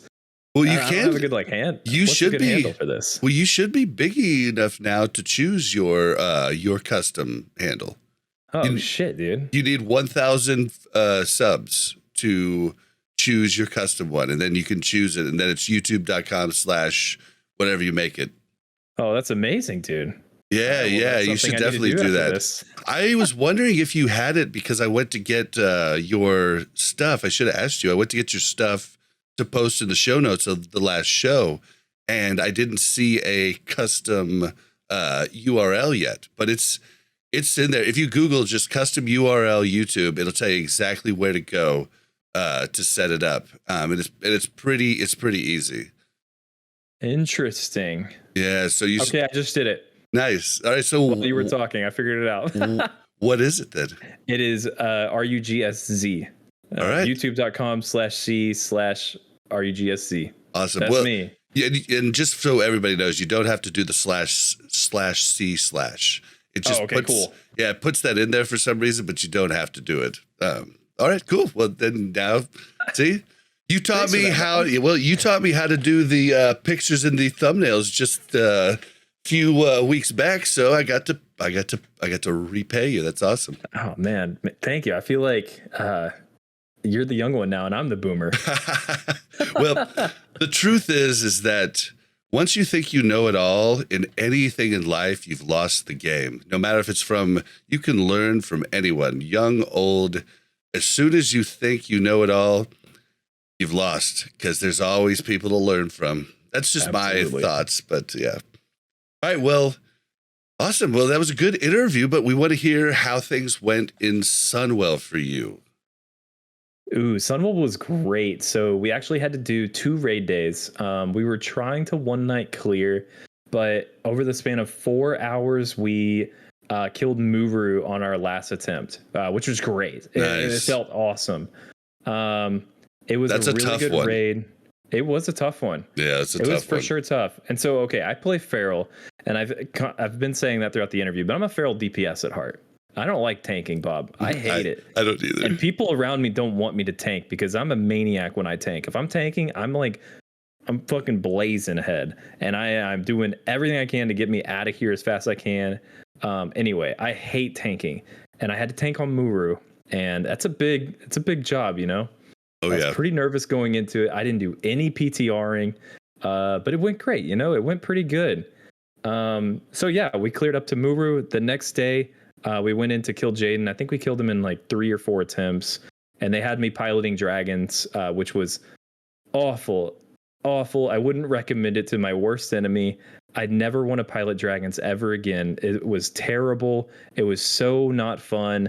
I hated every minute of it, knowing that if I wasn't doing it, I would probably be topping DPS meters. So wouldn't recommend it, but we killed Jaden and we got a full clear in. I think a total time spent rating was probably close to 4.5 to 5 hours, something like that. So it was a great week. That's impressive. Varg got ended up, I'm sure Mel will be talking about earlier on this show, but Varg ended up getting did their first full raid night and ended up getting 3 bosses down. So hell yeah. Much better than our first push at the one boss. So it's like Sunwell the difficulty is great. And if I may for a second kind of go a little bit off topic, but Sunwell to me, and I feel like I could make a whole damn video about this, Sunwell feels, in terms of the challenge, great. Like a great expectation of how you should be preparing mentally for Ulduar. And Ulduar is way more bosses than Sunwell and has a lot more trash than Sunwell. The one thing Sunwell has going for it is when you wipe, it's usually pretty easy to get back to the boss, especially with their, little teleport skips. Ulduar is going to be really, really hard for people. I always try to emphasize, do not sleep on Ulduar just because Nax is like a walk in the park. Ulduar is really difficult. Be prepared, mentally prepared for that. And I think Sunwell is mentally preparing people for that. So I applaud Blizzard for shipping us out this raid that is in the state that it is, because it's been a really good challenge. It's awesome. Whoop. All right. Whoop. This is probably going to cut back in on the normal show to us saying goodbye for the last episode. If you're listening on audio, and if you're listening on Twitch or on YouTube, this will just be the end of the show. So, Rugs, where can we find you? You can find me on Twitch, twitch.tv/RUGSZ. You can find me on YouTube, youtube.com/RUGSZ. And I have a Discord link in all of my YouTube videos if you want to find me in my Discord too. Awesome. And you can find me on Twitter at blazin_Bob. That's BLAZZIN_BOB, or on Twitch at blazin_Bob. So we'll let you get back to what you're doing, Rugs, and back to the show. Can I talk about something real fast? Oh, shit, I just wanted to ask people. This wowup.io no longer syncing with CurseForge. Is this how annoyed anybody else? Oh yeah, that has annoyed me. Yeah, so a lot. Do I have to switch to CurseForge now? I think so. I don't even know. Know your options at this point. If you want it automated and easy at the moment, I think so. There's a lot of add-ons that do have the WoW Up versions, but I don't know. You do it manually. Yeah, it might be. It's easier to press the update button. Might be more of a pain than it's worth. It's kind of a bummer. Hopefully they catch up. I'll switch back, I promise, as soon as you can give me everything Curse does. But I need that ease and that quick. I have too many add-ons to mess with it myself. Yeah. It sounds like someone in chat saying there's a new CurseForge specific client that's separate from Overwolf, which is probably the way to go. Oh, because I think I should check that out. Yeah, Overwolf is pretty terrible. Yeah, I have it all shut off when I click it off, but still. I just noticed I went to my add-ons and there were so many that were not active, and I was like, "What's happening? Why are these not?" It's fine. Yeah. All The right. auction house add-on stopped working, and I just stopped using the auction house. I'm like, Oh, no. The UI is so bad. I'm just not going to use it until it works again. You're like, okay, I'm done. Yeah, I don't need anything really. All right. I'm going to close this out. All right. So we're back from the interview with Ruggs. Thank you for taking the time to come back on the show to do that, because we ran out of time last week when you were on. So thanks for that. And we're going to get out of here. Mel, where can we find... Oh, no, sorry. How can you help the podcast? Ratings and reviews. We're out of reviews. We need those on iTunes or Apple Podcasts. We need... stars on Spotify. Unfortunately, you can't leave a review, but you can leave a star, which definitely does help get us seen, in searches and everything else. If you want to send us anything longer than what would fit in a review, you can do so by emailing to wcrpodcast@gmail.com. If you'd like to join the Mash Those Buttons Discord and interact with us as hosts or anybody else on the MASH network, it's mash.gg/discord. Yeah, and that's about it for that. Mel, where can we find you? You can find me on Twitter @MelOverwatch. I did figure out how to change my Twitter name. I've just been too lazy to do it. That seems like a lot of work. And I have to say something different here. So, yeah, that's where you can find me. Or on Benediction on Mel Arena. Okay, fair. And Duranasaur, where can we find you? You can find me mostly on Twitch at twitch.tv/Duranasaur, DURANASAUR, or at Duranasaur24 on Twitter. Well, on YouTube, you started doing a news bulletin. Yes, recently. Yeah, I'm still a fledgling YouTuber, but I've been trying to do these very quick news segments where I just update people on what's going on in Classic WoW, both TBC, SOM, and Wrath news, and trying to include as much memery as I can to the actual useful information, just for some quick fun. So yeah, if you want to find me on YouTube, I think it's just you search Duranasaur on YouTube. You should find me. Awesome. And WillE, where can we find you? YouTube mainly, just WillE. Simple enough name. And Twitter @MMOWillE. That's WILLE. That's the one. Yep. And you can find me on Twitter @Blazin_Bob. That's BLAZZIN_BOB. You can also find me on Twitch sometimes at twitch.tv/BlazinBob. All right, let's get out of here, guys. Roger. Thanks for having us. Bye. Bye. Thank you.